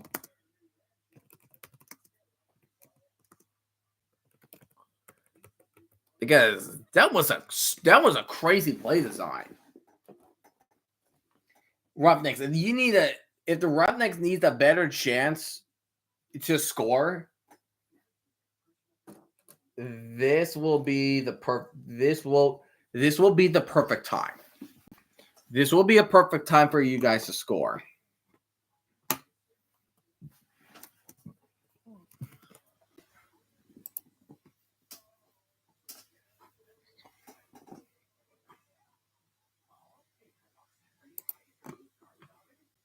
Like, I think that is one weakness I can say about the Battlehawks.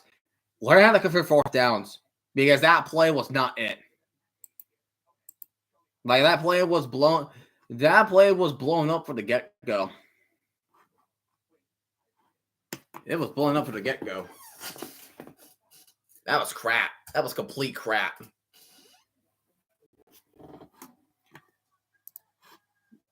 I get it. It's 4th and 1, but you're inside the 3. You're already up by how many points you are. Just take your points. Just take your points. Be up by 21. Be up by 3 possessions, because 18 points is 2-possession games. It's a 2-possession game because 9 points is 1-possession game in UFL. Not a lot of people know that when they watch this for the first time. Oh, and we just got a quarterback change. So Nolan Henderson is going to take over Anthony Brown, probably due to his poor performance. So there you go, guys. Nolan Henderson is in the lineup. And here's Henderson with his first snap, dropping back. And that pass is batted down. That was almost going to be picked and It was almost going to be picked, actually. So you look at Anthony Brown, 5 for 11, 21 yards, and 2 interceptions without 1 rush for 21 yards. So do you think that the Roughnecks are... So you guys think that the Roughnecks are going to change their starters? Because now you got yourself a bigger question. Nolan Henderson or Brown? Henderson, he's going to keep him. He's handing off to Marin, and Marin runs to the right side, and he gets the first down. And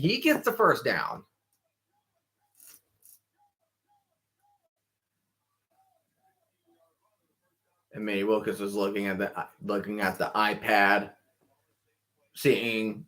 looking at his own play. He looked like he did that because he probably thought he messed up somewhere. Henderson dropping back, and he's going to run to his left. Oh, wait. He had control of it, and that's Lawrence Keys with the catch. But did he get his feet down? That's a better question. I couldn't tell from that angle. I kind of can't tell. What's up, kitty?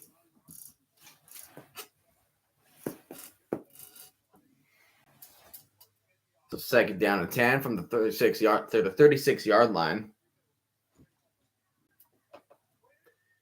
Second down 3, second and 10.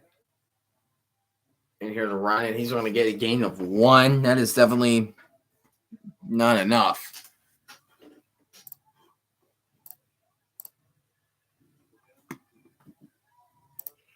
Serena guy tweeted, I think Houston learned a lesson on putting on the Benny Hill music for their opponents.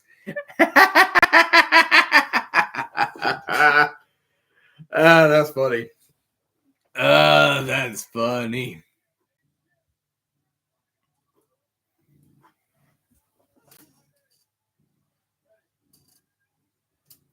Third down 9 for the Roughnecks. Henderson dropping back.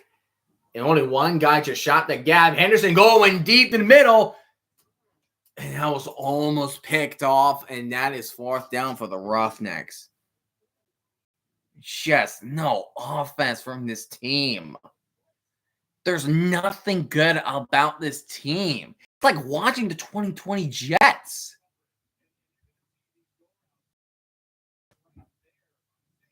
Like right there. You had a guy open right there. And he almost got him picked. Cameron Kelly was the play that almost intercepted it. And here's Shakur Pearson on the punt return, and he will be tackled at the 26-yard line.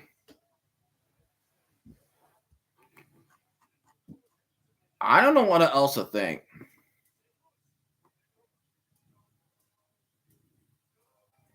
When you got a legend in Tom Cable, Tom Cable is the new head coach. Well, not the new head coach, but he's one of the new coaches. Everyone's saying, everybody's talking about that one clip where when he was coaching TJ Johnson.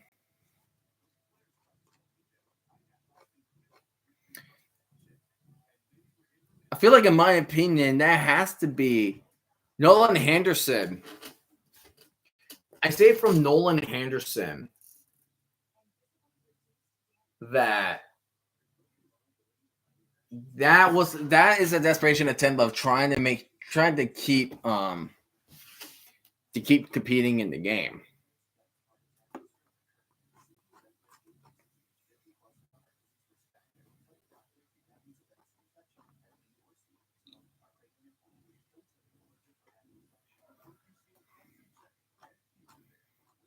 Like,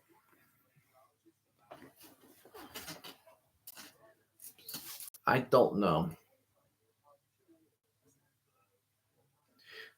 One guy said, for the sake of football fans and the UFL viewers, Houston Roughnecks should go on strike and quit playing football. It's one of the worst teams seen. No, yeah, this is one of the worst teams we have seen in the United Football League this season. Because their one win in the UFL era was against the Renegades. That was their one win. Like, if they keep playing like this, they're going to turn into the Browns. They're going to turn into the 2016, 2017 Cleveland Browns if they keep this up. Because they are playing they're just playing putrid at that point.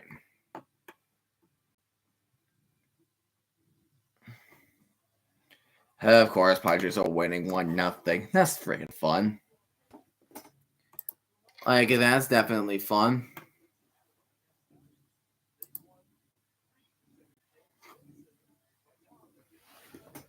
Now the odds, the Stallions are 190. The Roughnecks was at the very bottom.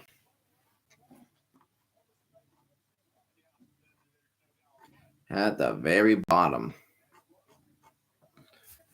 So now it's 1st and 10. St. Louis will get the ball. 6 minutes and 13 seconds remaining. And here comes Jarvian Howard with a big run. That's a first down, a big first down pickup for the Battlehawks. The running attack is what is making its glory. Jarvian Howard, like, look at that, just running right through the middle.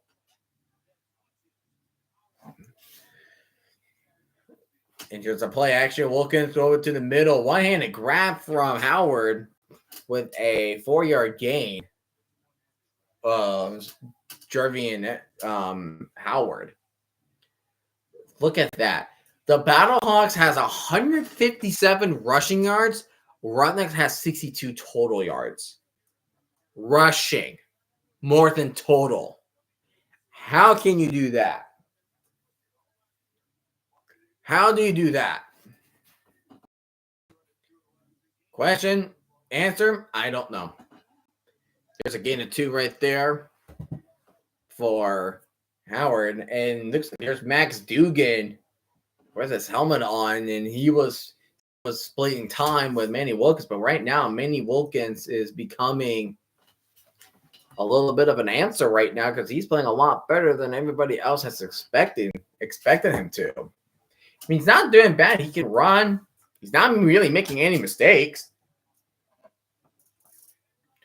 He's not really making any mistakes. 3rd and 4. Wilkins gets to Pearson, and Pearson will catch the ball for the first down, and he will be placed around the 38-yard line. And there's Max Dugan, Heisman finalist. Caleb Williams was the winner of the Heisman Trophy winner.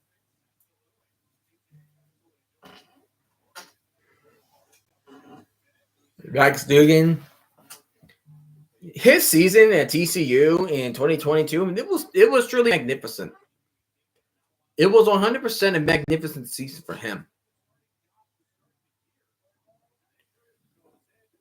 And then here comes the run up the middle from Jacob Sailors, and he gets only 2. 2nd down and 8 from the Battlehawks.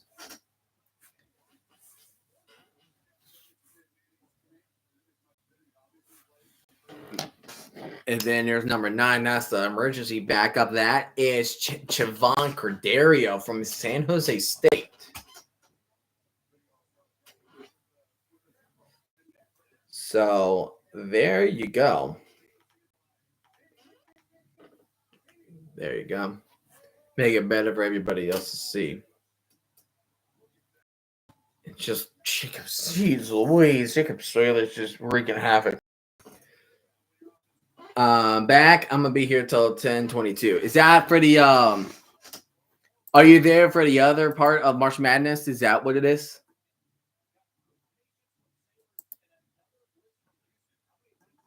I would assume so. Purdue versus Houston. Yeah, Purdue. Oh yeah, Purdue Houston tip. I see that. All right. I see that. Auburn and Michigan has started. I hope you're happy that Kentucky got clapped.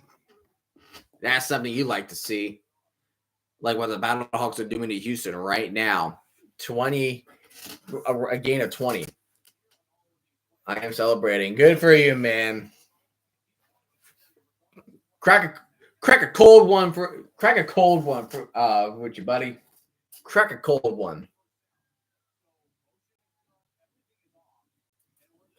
But Google has the score wrong. It says 78-73. UK wins. Wait, what the hell? How is that even possible?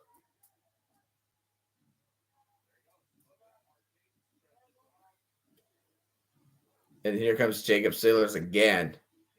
And that up the middle for 2 more yards. So that's 3rd down and 4. They fix it now, but it said that before. Yeah, that is weird. No. You want to know how dominant the Battlehawks are doing right now against the Roughnecks? They have more rushing yards than the Roughnecks have total yards. Like, they show a graphic that they had 157 rushing yards, but the Roughnecks only had 62. It's bad. It was bad. And they already switched QBs. Anthony Brown got benched, so Nolan Henderson is now in. Battlehawks are my number 2 team, so I'm very happy. Who's your number 1? It's the Stallions. And there's a good catch for the first down of the Battlehawks. And that is Chase Allen with the catch. Yeah, Anthony Brown already got benched. Yeah, Anthony Brown got benched. He did not do well. Yep, it's the Stallions. I have the year 1. Good for you, man. Good for you. Battlehawks is a good number 2 team as well. But, they got to play against each other. Houston, yeah, it's going to be along here, and there's a run, but he gets tripped up inside the 10, and he's going to be tackled at the 8-yard line. I say one good thing about the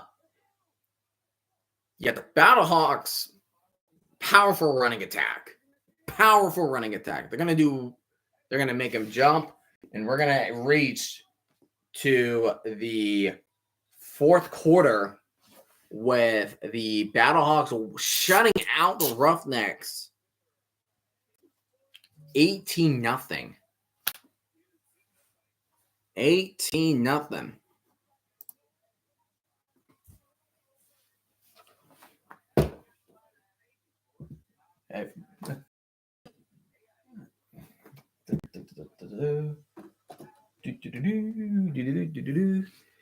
Padres score again. Oh my god, I hate this turn.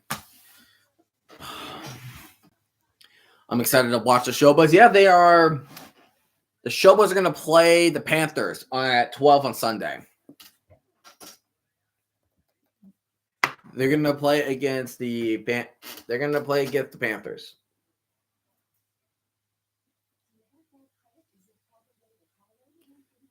So that's going to be exciting.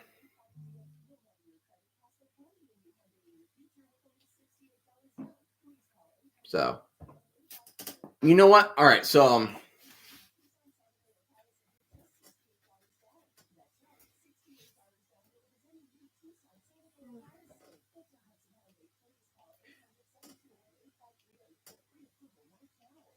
hold on, I'm going to do something real quick.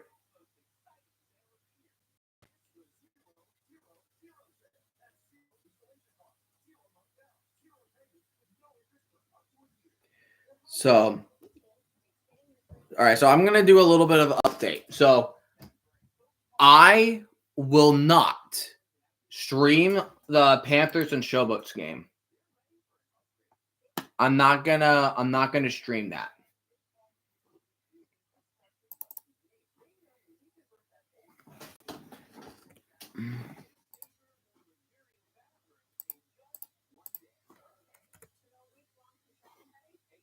I am not going to do that game because, well, right now, you know what's funny?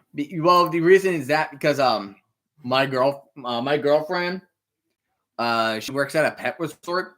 Next week, she's closing all week except Wednesday because that's her only day off that week. She's closing the entire week. And then just last week, me and her has just started going to church. So I'm gonna try to spend as much time as I can with my pretty pie. That's just how her schedule. That's just how her schedule worked. That's just how it worked, my man. That's just how it works. I mean, I'm still going to watch the game. I'm just not going to stream it. But I will still stream the Stallions and the Defenders for Surrender Guy. I'm still going to do that. I'm still doing that game.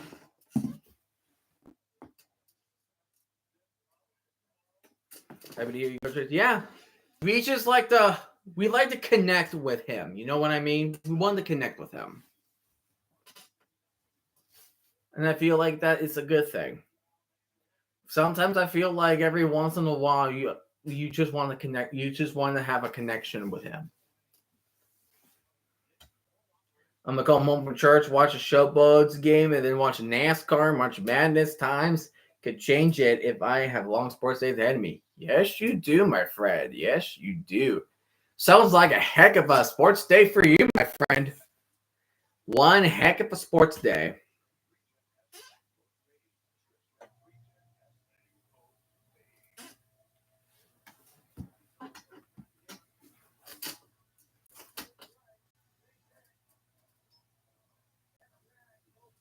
But yeah. So update. Yeah, so a little update. I am going to so I will not do so I will not do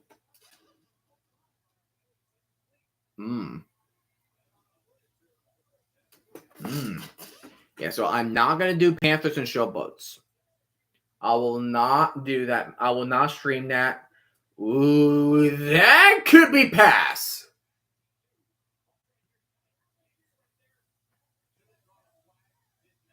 That could have been pass interference. But Akeem Butler has no catches at all. He only been targeted twice. Ja'Cory Pearson has been the one doing the work. Not Akeem Butler. But and besides, what's funny was I ran two polls. Oh, and Anthony Beck is going to throw his super challenge onto that pass interference call. So I'm going to see that again. So one-on-one coverage. He's looking. Yeah, I think that is because I think he got a hold of his shoulder pads and he's just. You are currently the fourth biggest UFL streamer so far this year. What do you mean fourth? So because there's Jagger Not's going to be first no matter what. He will be first no matter what. Oh, who are the other content creators that are doing this?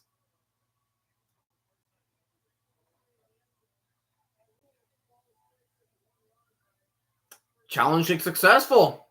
Call reversed. Challenge successful. Jagger 9, he's a hard worker, man.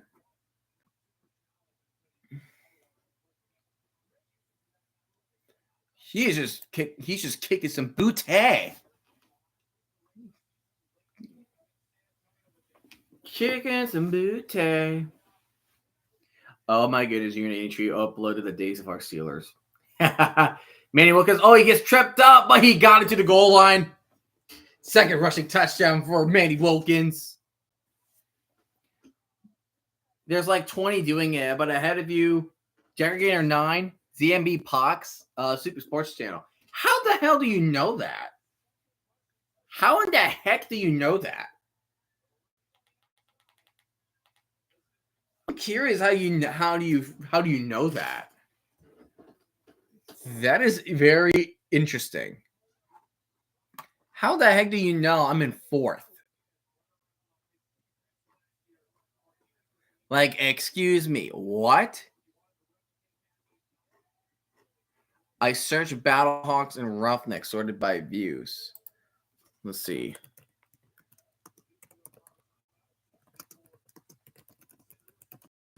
I'm gonna look this up right now. Oh, I see. Okay. I see now. I see. It's good to see some. It's actually great to see that there are, and some people are doing so, are still streaming like live. Okay, I see. Hey, I see me. I see me. That's freaking cool. Thank you for showing me that. SRG is in 12. Okay, it's a lot. It's a lot. There's a lot of good amount of lives than I expected.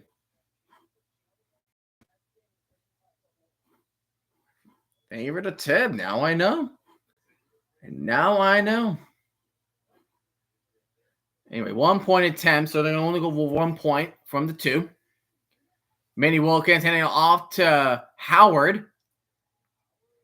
Nothing. So 3. So the Battlehawks score 3 touchdowns, and they have no point conversions. So it's been 24-0. 3 touchdowns with 2 field goals. So yeah. Didn't expect I just did not expect the Battlehawks to be having a fantastic running attack. The running attack's fantastic. Wentz Pac-12 Part 2. So I will. Okay. So here's my little game plan here. Okay. So now I'm on spring break. The county that I work with for substitute teaching is now officially in spring break. Whenever I have a good time, whenever I have a good time when I feel up for it, I will do part 2. I will do it. You know what? I'm going to try and finish that Pac-12 tournament. Because if we start it, we're going to finish it, darn it. We are going to finish it. I will finish it. I will do it. I will make sure that we finish the Pac-12. And guess what?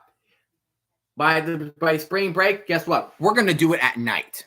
We're going to do it at nighttime. Pac-12 after dark. We're bringing it back, baby. We're going to bring it back. Believe me? You feel me? You believe me? Yeah. Yeah.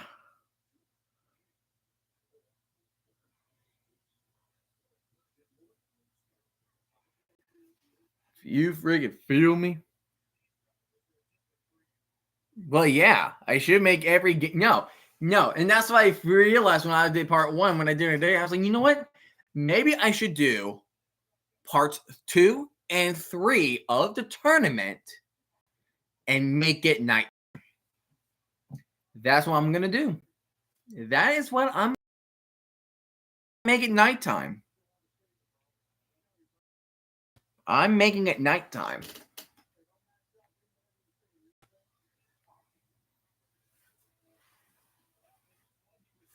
Alrighty.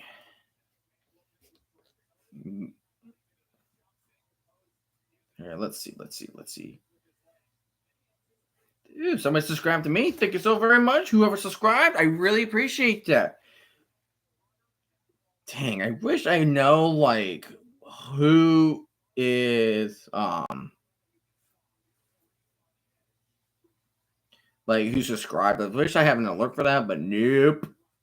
Not happening, Chief. That ain't happening, Chief. What time does the MLB Bowl stream on next? So the MLB game will be on at 7. And here comes Kirk Merritt with the he kind of landed awkward there. So I am doing the Braves Padres game. That is Sunday Night Baseball on ESPN. So I will stream that probably around 6:55. First of all, I'll give my voice a rest because I'll be streaming the Stallions and the Defenders. What time's did that poll end? Oh, I'm in. let me check, see what time that poll end. Let's see. Let me double check. Oh, it has 1 day left. It has 1 day left. So there you go. Was the first vote. Good. Yes, please. I'm surprised that you did not vote for Came for Suffering. I wish the lettering was longer because on the YouTube poll I said I came to see content creators suffer. You're next, Lightning. I was gonna vote for fourth, but I read all. Oh, you're about to vote. You would rather watch paint dry or DC and Atlanta must lose? On the YouTube one, I said I would rather watch paint dry. Ooh, pass interference call on Peyton Jones. Kiki Chisholm was the intended target on the play. Uh-oh. Pass interference. Yep, defense on the Battlehawks. Is this the spark of light that the Houston Roughnecks need? Because he was just pushing him. He was pushing him, and he was even pushing him. Didn't even turn his head for the ball. He did not turn his head for the ball whatsoever.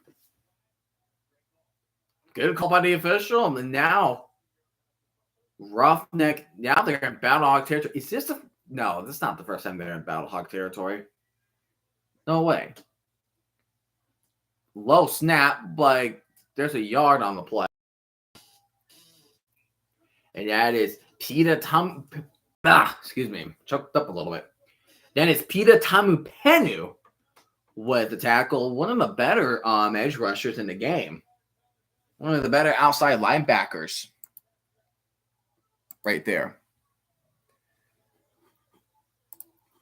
Yeah, let me go to the my YouTube poll.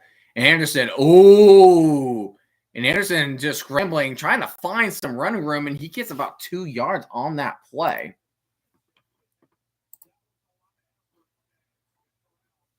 Yeah, I told you, people. See, that's the thing about content creators. If you're doing sports, the thing about that is they like seeing content creators suffer when it comes to sports. They want to see them suffer. It's a work of art. That's what all this is. This is all a work of art. Henderson driving back. Hey, it's a first down catch. Hey. There's Kiki Chisholm and then Cameron Kelly and Kiki Chisholm going at it at each other after the catch. People in the sports were niche loves catch. No. Chaos is like a word of history right there. Like that is just permanent history. If you just say the words chaos, boom, I'm in. Hey, Braves are tied with the Padres. Let's go. Henderson looking back is going to roll to his left. And there's a flag on the play that could be holding on the Roughnecks. And Nolan Henderson over here talking smack. I don't think you should be talking smack to the Battlehawks on the sideline, buddy.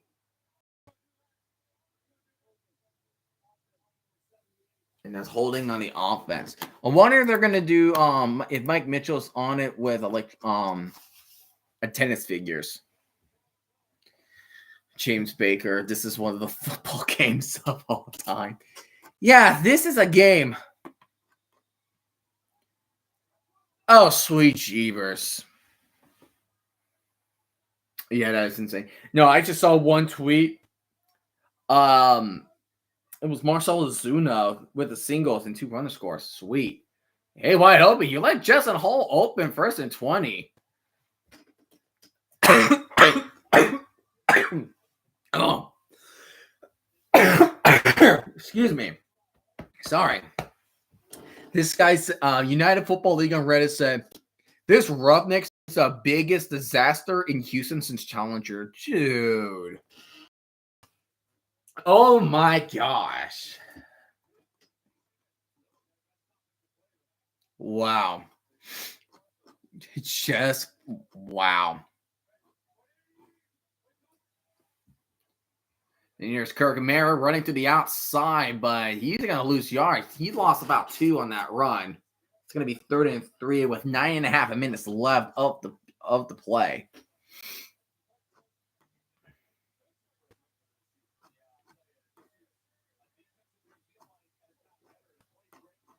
Bum, bum, bum, bum, bum, bum, bum, bum. Me when I'm the worst football coach in UFL by light years. No, that was not me sick. That was that guy that was sick. That's a dark one. There you go, Henderson. Just run. He gets the first down past 15, and he will be out of bounds at the 11-yard line with 9 minutes and 1 second remaining. Me when I'm the worst football coach by UFL by light years. And it's just a picture of CJ Johnson just leaning against the rails. That is freaking funny.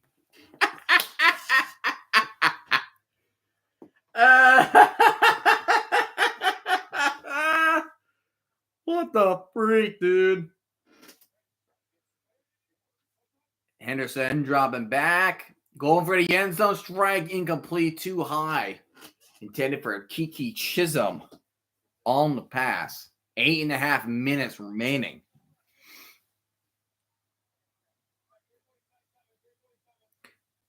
Do the kids at your school curse?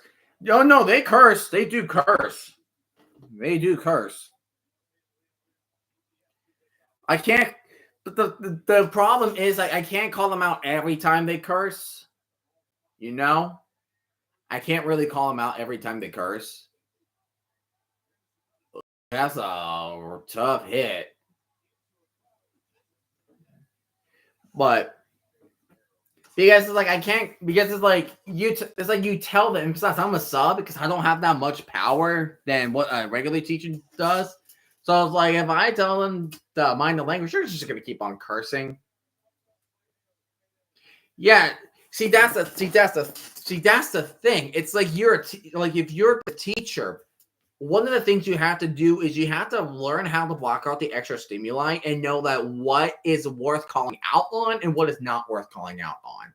You gotta learn that. Fire to the end zone. Oh, incomplete on 3rd and 10. So now it comes 4th and 10. I feel like the Roughnecks have no choice but to go for it. You're down by 24. At least try to score a touchdown at least. You gotta at least score.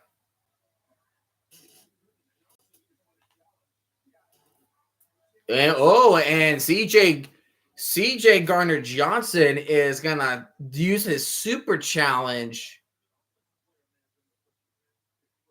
for pass interference. Let's check and see.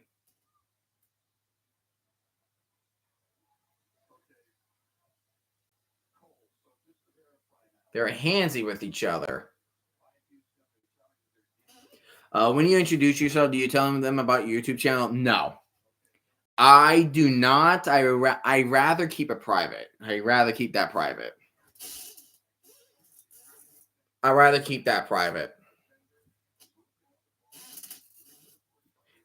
Because it's like if they found it and I never tell them, then there they go. They found it. Congratulations. I see it doesn't look like PI because they're both handsy. And Houston has lost their challenge, so that is a timeout right there. They were just too handsy with each other.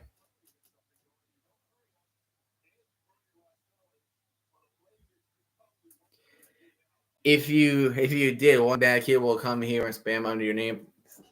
No, that's the problem. See, like I just don't want to get into trouble. Then everybody's gonna start spreading. It's gonna be like spreading out to the school, and I don't want any part of that.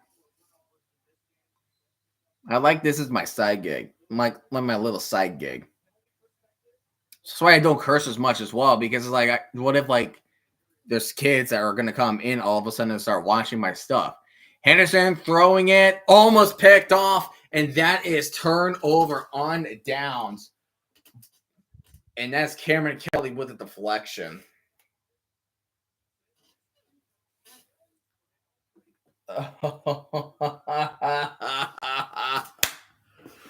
Oh, gosh. Houston's terrible.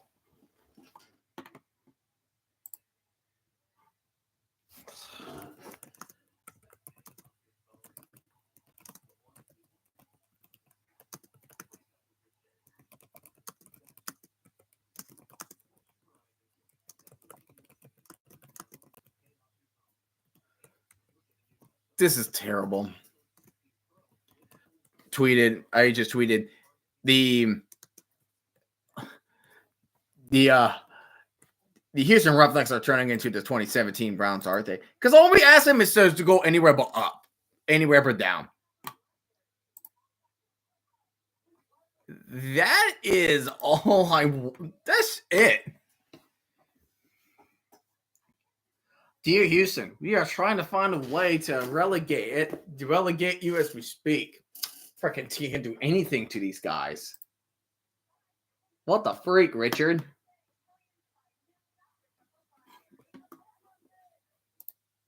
What the hell, Richard?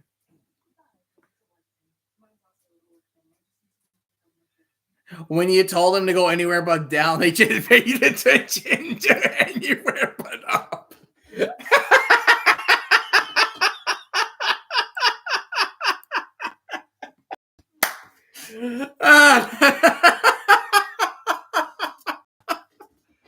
That's good. That was funny. That was a good one. Oh, that was a good one. So, okay. So, I will say for next week. So, for next week, I will do 3 UFL games for week 2. The only game I will not do in week 2, and I will say it again, I am not going to do the Brahmas and the Battlehawks. That is the only game I'm not going to do. I will do Friday night, Showboats vs. Defenders, and Roughnecks and Renegades. Those are the games that I'm going to do. H-Town is worse than the 17 Browns. Hey, if they win one game, then that statement is going to be false. That statement is going to be false. No, they're way worse. Hey, correct. Wrong there, buddy. Wrong there, buddy. Can you tie in UFO? So, Max Dugan is in quarterback.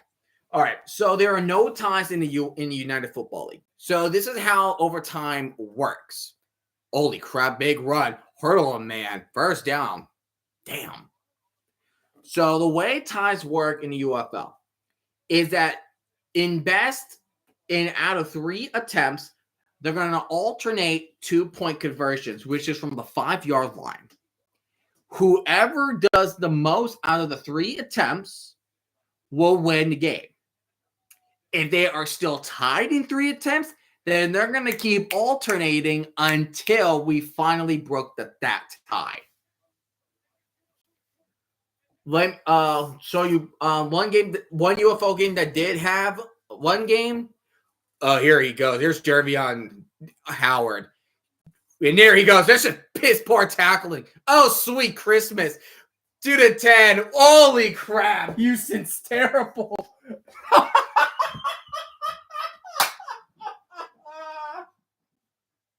Houston's terrible.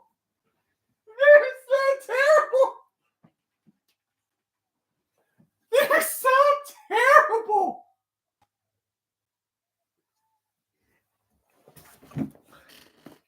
Let me tell you something. In like a soccer shootout, like that, or hockey. Like the panel, yeah, like hockey and soccer. Look at that, piss poor tackling there, and then he just goes. There run stopping anywhere from Houston.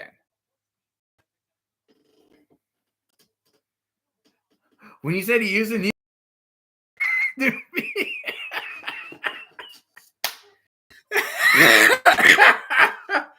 And they finally got a 1-point conversion, 31-0.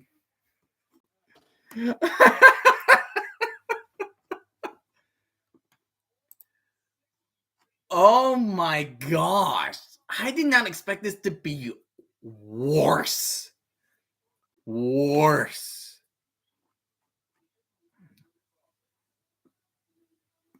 Oh my gosh.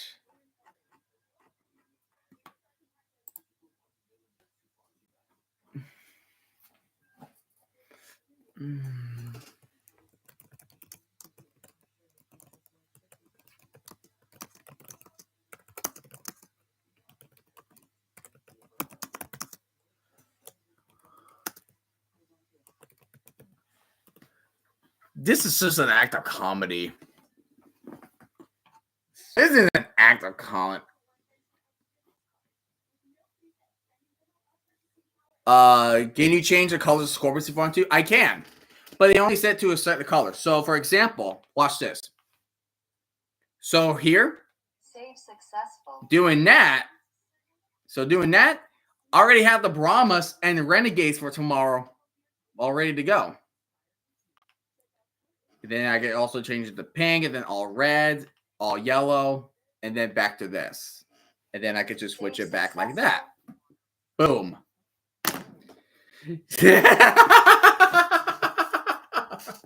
But wait, it's wrong color, man, wrong color. It's wrong color. Oh wait, Purdue and Houston has tipped off. Are you keeping track of that? Damn it, Padres scored again. I hate you, Pete. I hate that team. Kidding, I don't hate that team. I hate Mets and Phillies. I hate those two teams. It was red a second ago. See what you got here. 10-0, 10-8 Purdue. Me and Dana were watching women's basketball Sweet 16. I'm gonna check who won that game. Who won that game specifically? Because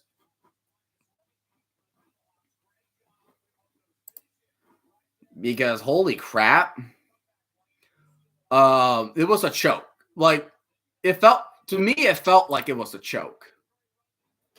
Tech Nabbit, NCAA women, please. Golly.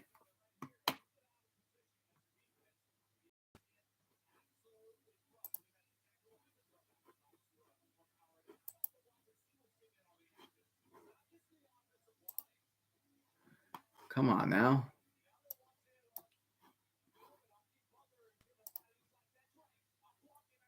Oh yeah, Duke won. No, North Carolina at one point was winning 11-0. And then all of a sudden Duke was winning 28-18. Like North Carolina, like Duke just passed North Carolina unexpectedly.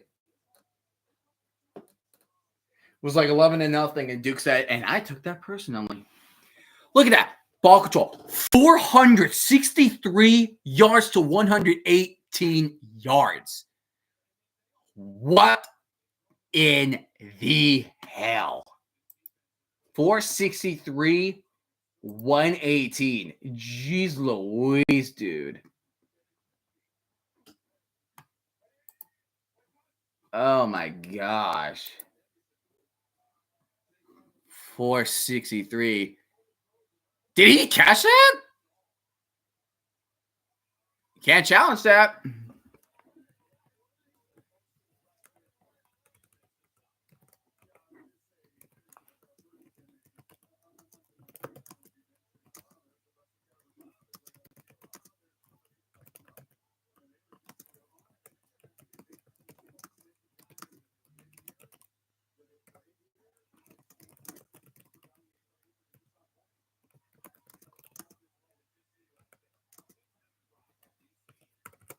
Just crazy.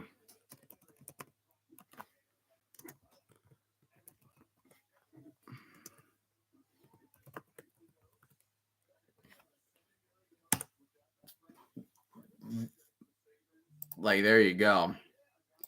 It's just that just speaks for itself. That stat speaks for itself. And you guys know Henderson running past the 50, past the 45, past the 40, past the 35, and he will get out of bounds at the 30-yard line. Will this be the golden opportunity moment? Because here's the thing. If Houston scores 7, the whoever is betting on over will get the money. They will get the money. They're going to get the freaking money. What did you tag me in, man? The Roughnecks are a real team, not the Battle. You're funny. 4th out of bounds at the 24, so 4:34 on the clock. So here's the rule. All right, and here's the thing. So here's the rule in the UFL. There used to be onside kicks, but not anymore. The way you can get the onside kick is the alternative, aka the only way now. It's 4th and 12 from the 28. If you convert that, you can get the ball back. If not, then the opposing team can have it deep in the enemy territory. Henderson, he's going to go to the middle. Okay, that was a weird mix-up, but fine.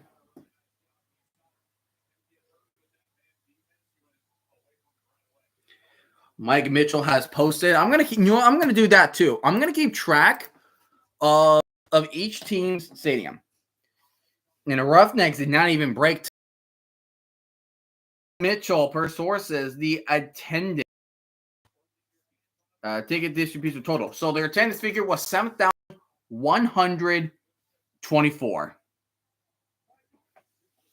So there you go. That's how many people showed up. Kiki Chisholm. With the catch to the 12-yard line, they're finally making some plays to pretty much nothing where it mattered the most. So I'm going to go ahead and do attendance figures somewhere.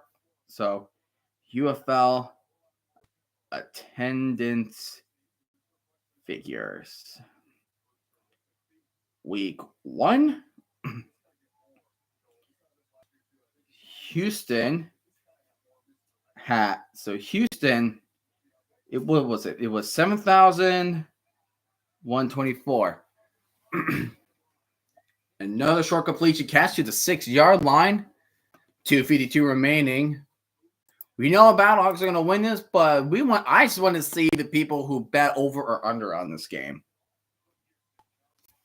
And then the next will be Arlington. Then we have Memphis, and then we have DC.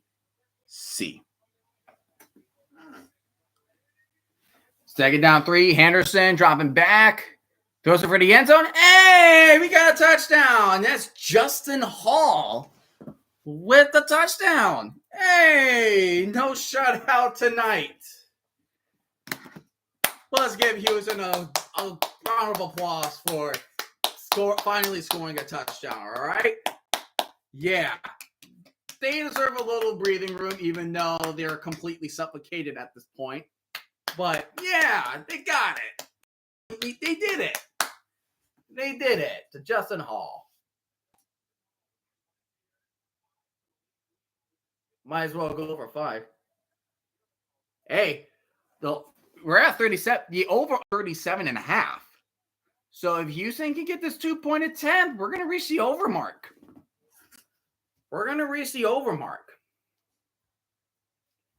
So brace yourselves. Anderson rolling to his right, and he's going to throw it. Incomplete.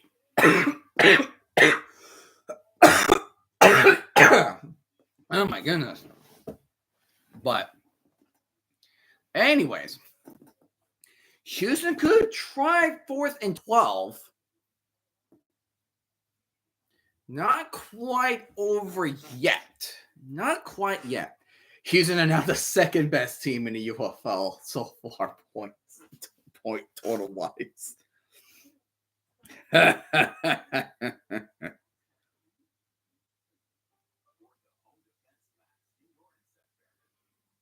Let's see.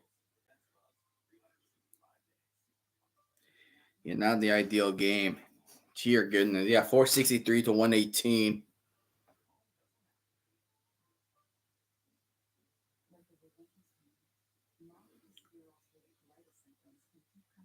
Let's see. How long was that rushing touchdown? That was a set. Wow. So that long run by Jarvion Howard was 74 yards, and they said it's the longest touchdown run in UFL history. That's a long run, boy. That's a long run. Long run.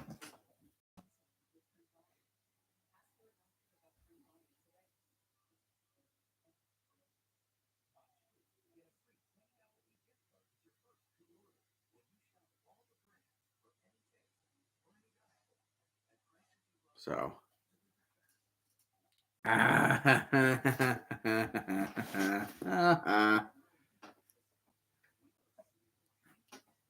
So now I hope we can see hopefully we can see a 4th and 12. You know what game I'm glad I'm back to playing? Clash Royale. I'm glad I'm back playing that game. I'm happy. I am 100% happy with that.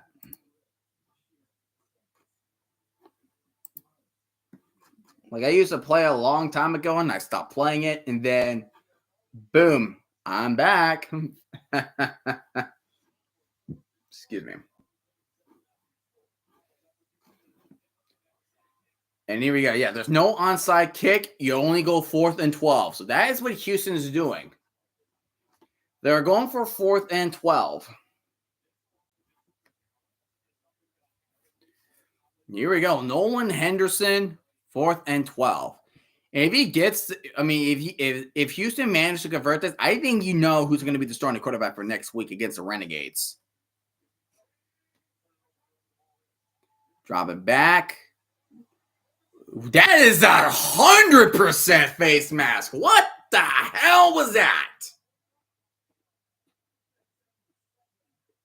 That's blatant face mask. Holy hell. Yeah, get him out of here. Remember that horrible face mask call? Remember that horrible no call in the face mask between the Eagles and the Lions? UFL got that right. Not the NFL. Take notes, my friend. Take notes. 5 penalties, 60 yards. 3 penalties for 20 for Houston. Dropping back, Houston and Henderson's trying to throw it away, and that's almost intercepted. That will be 2nd and 10, with 2:04 remaining. Holy. Why face max there is 0.0001% alive because of it. No, I saw the score. You tagged me in that scoreboard. Where the heck did it? Speaking of scoreboard, where the hell did that remote go? Oh, idiot! I'm done. I'm so done. You tagged me something else. 17 Cleveland. Out. Trash. Bad. Trash. Thank you. I appreciate you fixing my stuff. Bad. I can barely read the dark. I can barely read the dark red on my jersey. Holy crap.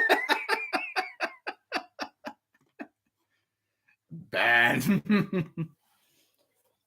There was when I went to the collectibles store, that silver Jets helmet, I was conflicted with the one with the regular Gotham green helmet and then the silver one. And the guy told me, hey, in the future, the silver one's gonna get the price.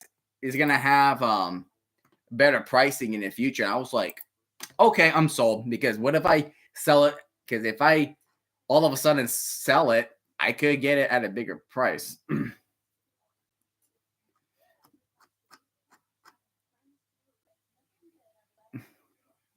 It's not the 12-0 I expected. Ooh, DC Defenders.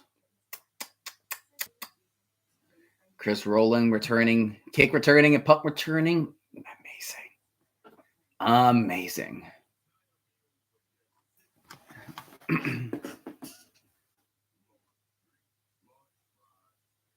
Has they gotten up any? Probably not. I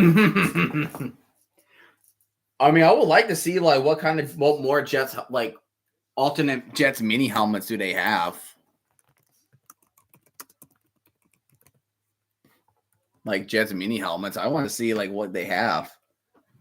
There's one that's like it's like a matte green with the black Jets lettering and the black face mask. I like that. I do like I love the stealth blacks. Like when they're blackout uniforms, that is probably one of my favorite helmets I've seen.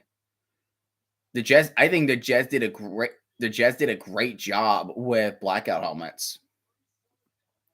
Henderson dropping back, and he is throwing on his back foot, and that's going to be out of bounds. Incomplete. 3rd down and 10. But yeah, that's a really good looking helmet. Well, I'll show you a picture of it. Just give me one little quick second. Let me show you that real quick. Gotta find a way to.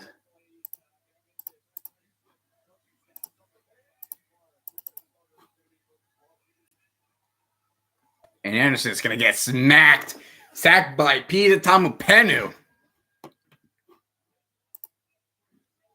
All right, here. Let me show you the helmet I'm talking about. That's good. This looks good. That's good. Yes, Tugboat. This is a freaking blowout. But that is a freaking, my friend. 4th and 15, the potential final play of the game. Henderson, he's looking, and Tamapenu's gonna get Henderson again, and that is gonna seal the deal with the Battlehawks, obliterating the Houston Roughnecks 31-6. Just half a point under the over-under bet line. Who's better, 17 Browns? It's 17 Browns or the Roughnecks. But yeah. That will do it. Tamupenu already got those 2 sacks. Let's see here. All right, and that will do it. So Houston got smacked. And then 2 minutes in the season. You know that bit in Family Guy where it's like Stewie's at a baseball game and he's wearing like the Mets hat? When kickoff happens for Houston, and here comes the first kickoff of the season, and the season's over. This is Houston right now. And then Max Dugan took the final knee. And then there you go. St. Louis will start 1-0. And Houston will fall 0-1. So there you go. So there you go. That's your game right there. That was a crapshoot, man. That was a crapshoot. It's been a full week since I edited a Jagger 9 live stream. He's been very busy with March Madness. And I heard he's finally doing MLB streams too. That's really great for him. 31-6. That's just pure dominance. Isn't Max Dugan the quarterback for TCU? Yes, he is. He's that quarterback from the 2022 TCU season. That is that Max Dugan. He was just backing up Manny Wilkins for the last bit, but the reports were saying that it was Manny Wilkins and Max Dugan that was going to what you might call them. They were going to split time, but most of the time that was Manny Wilkins' show. No, he was great. He was great at TCU. Like TCU was fun in 2022. Fun. He was fun. He was fun at TCU. I loved it.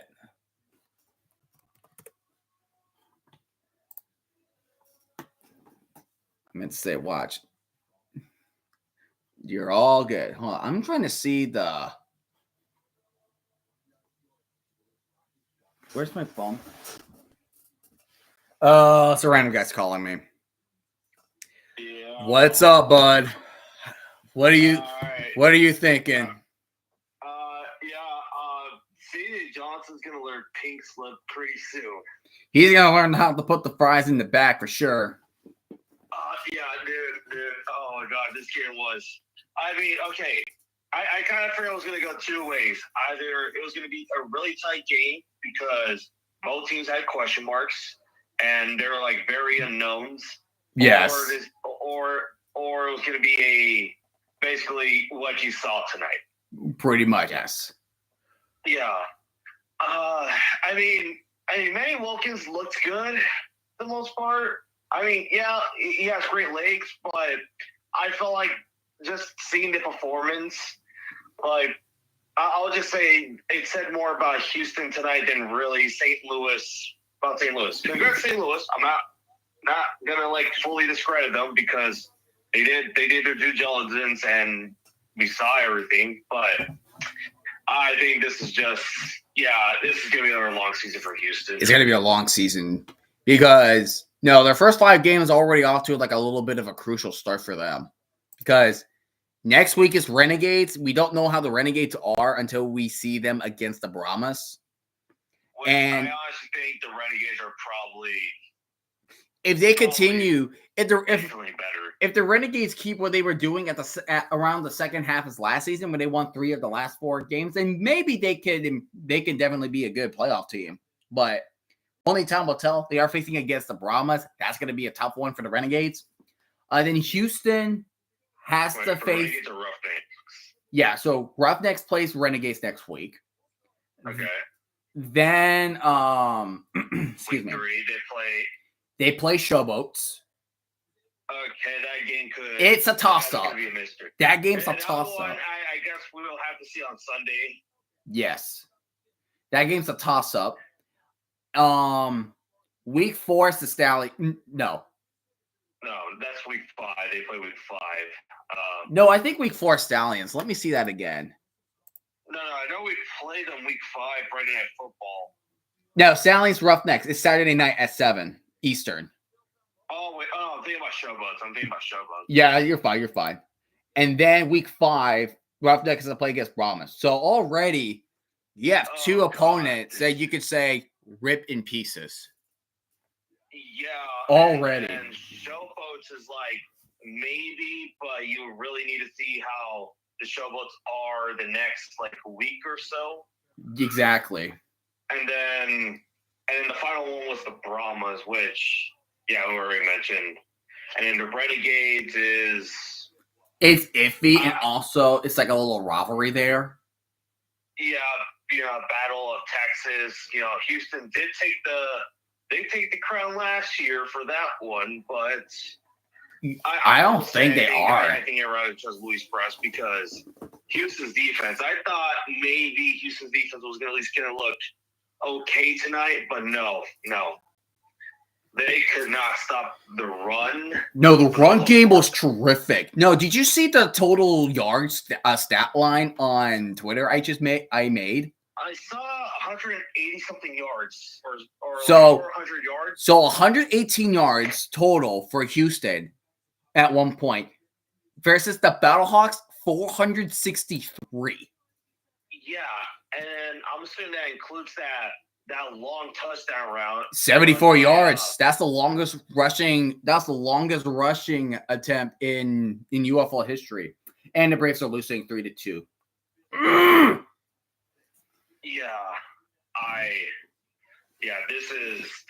This game was definition of It was a game of our time. It was a game of our time. A lot of people are probably like questioning why was this game the first game of the season. Even then, I was even thinking the same thing too. I was kind of the same. Yeah, same. I was thinking like, I get it. Maybe scheduling conflicts to other things. I understand it to an extent because a lot of people were saying like with tonight that Houston had an Astros game at home. And that's why people were saying about the low attendance. But even then, it's like it's still the attendance number from that game was 7,124. Which I don't know how to do it. It just still reminds me of like last year when they were in at Rice. At Rice. That's pretty much it. And it's just like, and it's not even like that. It's not even like, it's because nobody is like market. It's not just market. It's just Houston is just terrible. Like it's not the same Houston team you saw like in 2020 and in 2023. In 2023, no. Like they were. It was a good Houston team, and then C.J. Johnson came in 2024, and then he just wrecked the brand. He's wrecking the brand. Okay. So here's the other thing too, right? The stadium, not like the attendance. The stadium, like the field itself, it looked less colorful. Like the end zone, it was like a mudded red. Yes, home run Braves, Jared Kelenic, let's go. Yeah, because I saw that and was like, this looks just like kind of like I guess not depressing, but just it looks muddy. That's the thing. There's like no, and I get it. It's like, well, it's the UFL brand, not the XFL brand. I understand that, but you really could not like have the Houston Roughnecks logo on the 50-yard line at least. Well, I mean, like all the other, well, here's the thing: all eight UFL teams have a UFL logo on the 50. I guess that is true, but I guess just thinking, like with the XFL, I guess thinking with like the other times in the spring league. I mean, I guess they had the XFL logo on the midfield the entire time. I guess those because the hubs, but there was like color at least. Like I guess that's what I was trying to say. There's at least like it just felt like there was more. It was more colorful. Looked more bright. Heck, Rice Stadium last year was more vibrant. Like the turf was vibrant. Even the blue was more vibrant. The dark blue end zones. Yeah, it was vibrant. Not the red one from Houston. Yeah, and I think they had the red ones in Houston during 2023. Correct me if I'm wrong, but I mean, I don't it was just like the think red lettering. So. I'm not sure. I'm not sure of that one. It was just red lettering, but the end zone like background was just like green, was just turf. Right. But I mean, all right. I mean, for the most part, I mean, the first game is done. Houston is still terrible. Battlehawks, I mean, they practically got a bye week early this season. It was a dominant rushing attack. Manny Wilkich, Jarvion Howard, Jacob Sailors.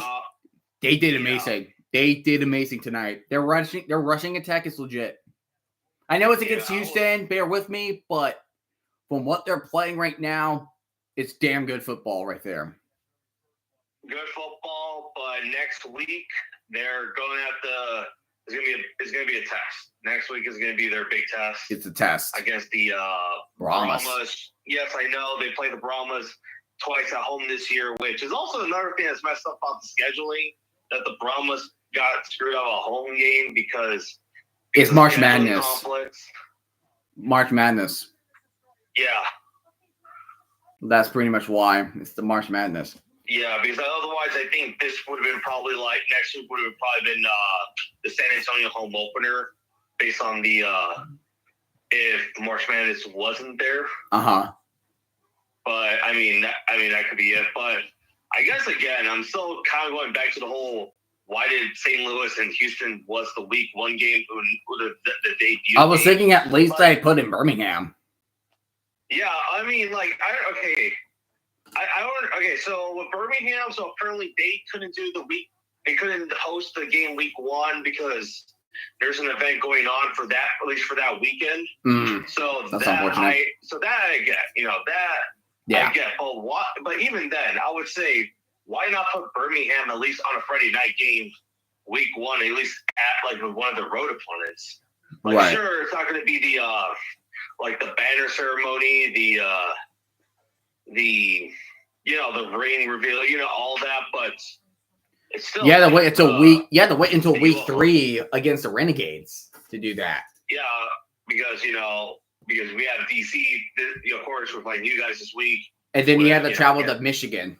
And we play Michigan on Friday night, and then we go back, and this is where we have our first. Which now I'm wondering. I wonder if Adrian Martinez will show up for that game, because Alex Magoo showed up. Of course, Magoo is back, but Alex Magoo showed up last year for the USFL banner ceremony. I wonder if Adrian Martinez will do the same. I would hope he would. That's the thing. Yeah. All right. So, are you streaming the Renegades and the Brahmas tomorrow? Oh yeah. Tomorrow at 12:55 p.m. Or at least I'll try at 12:55. All right. And then I'll be doing that. I'll be streaming that game too. Yeah, and then Sunday, of course, that one's gonna be tough because I am gonna stream both games, but since it's gonna be like pretty close to curtains on both games. So I'm gonna have to end like the stream like immediately. That's fine. Just go ahead and jump on the next one. Yeah, I am gonna so here's the thing. I'm doing a little change. So I am not going to do Michigan and Memphis because pretty much next week my girlfriend or Dana is working closing shifts all next week. Except Wednesday because she's off Wednesday. Yeah. So I'm trying to spend like as much time with her as I can. So I'm gonna skip. Sunday. Sunday stream. I'm still doing Stallions and Defenders, and also since that game's at 3.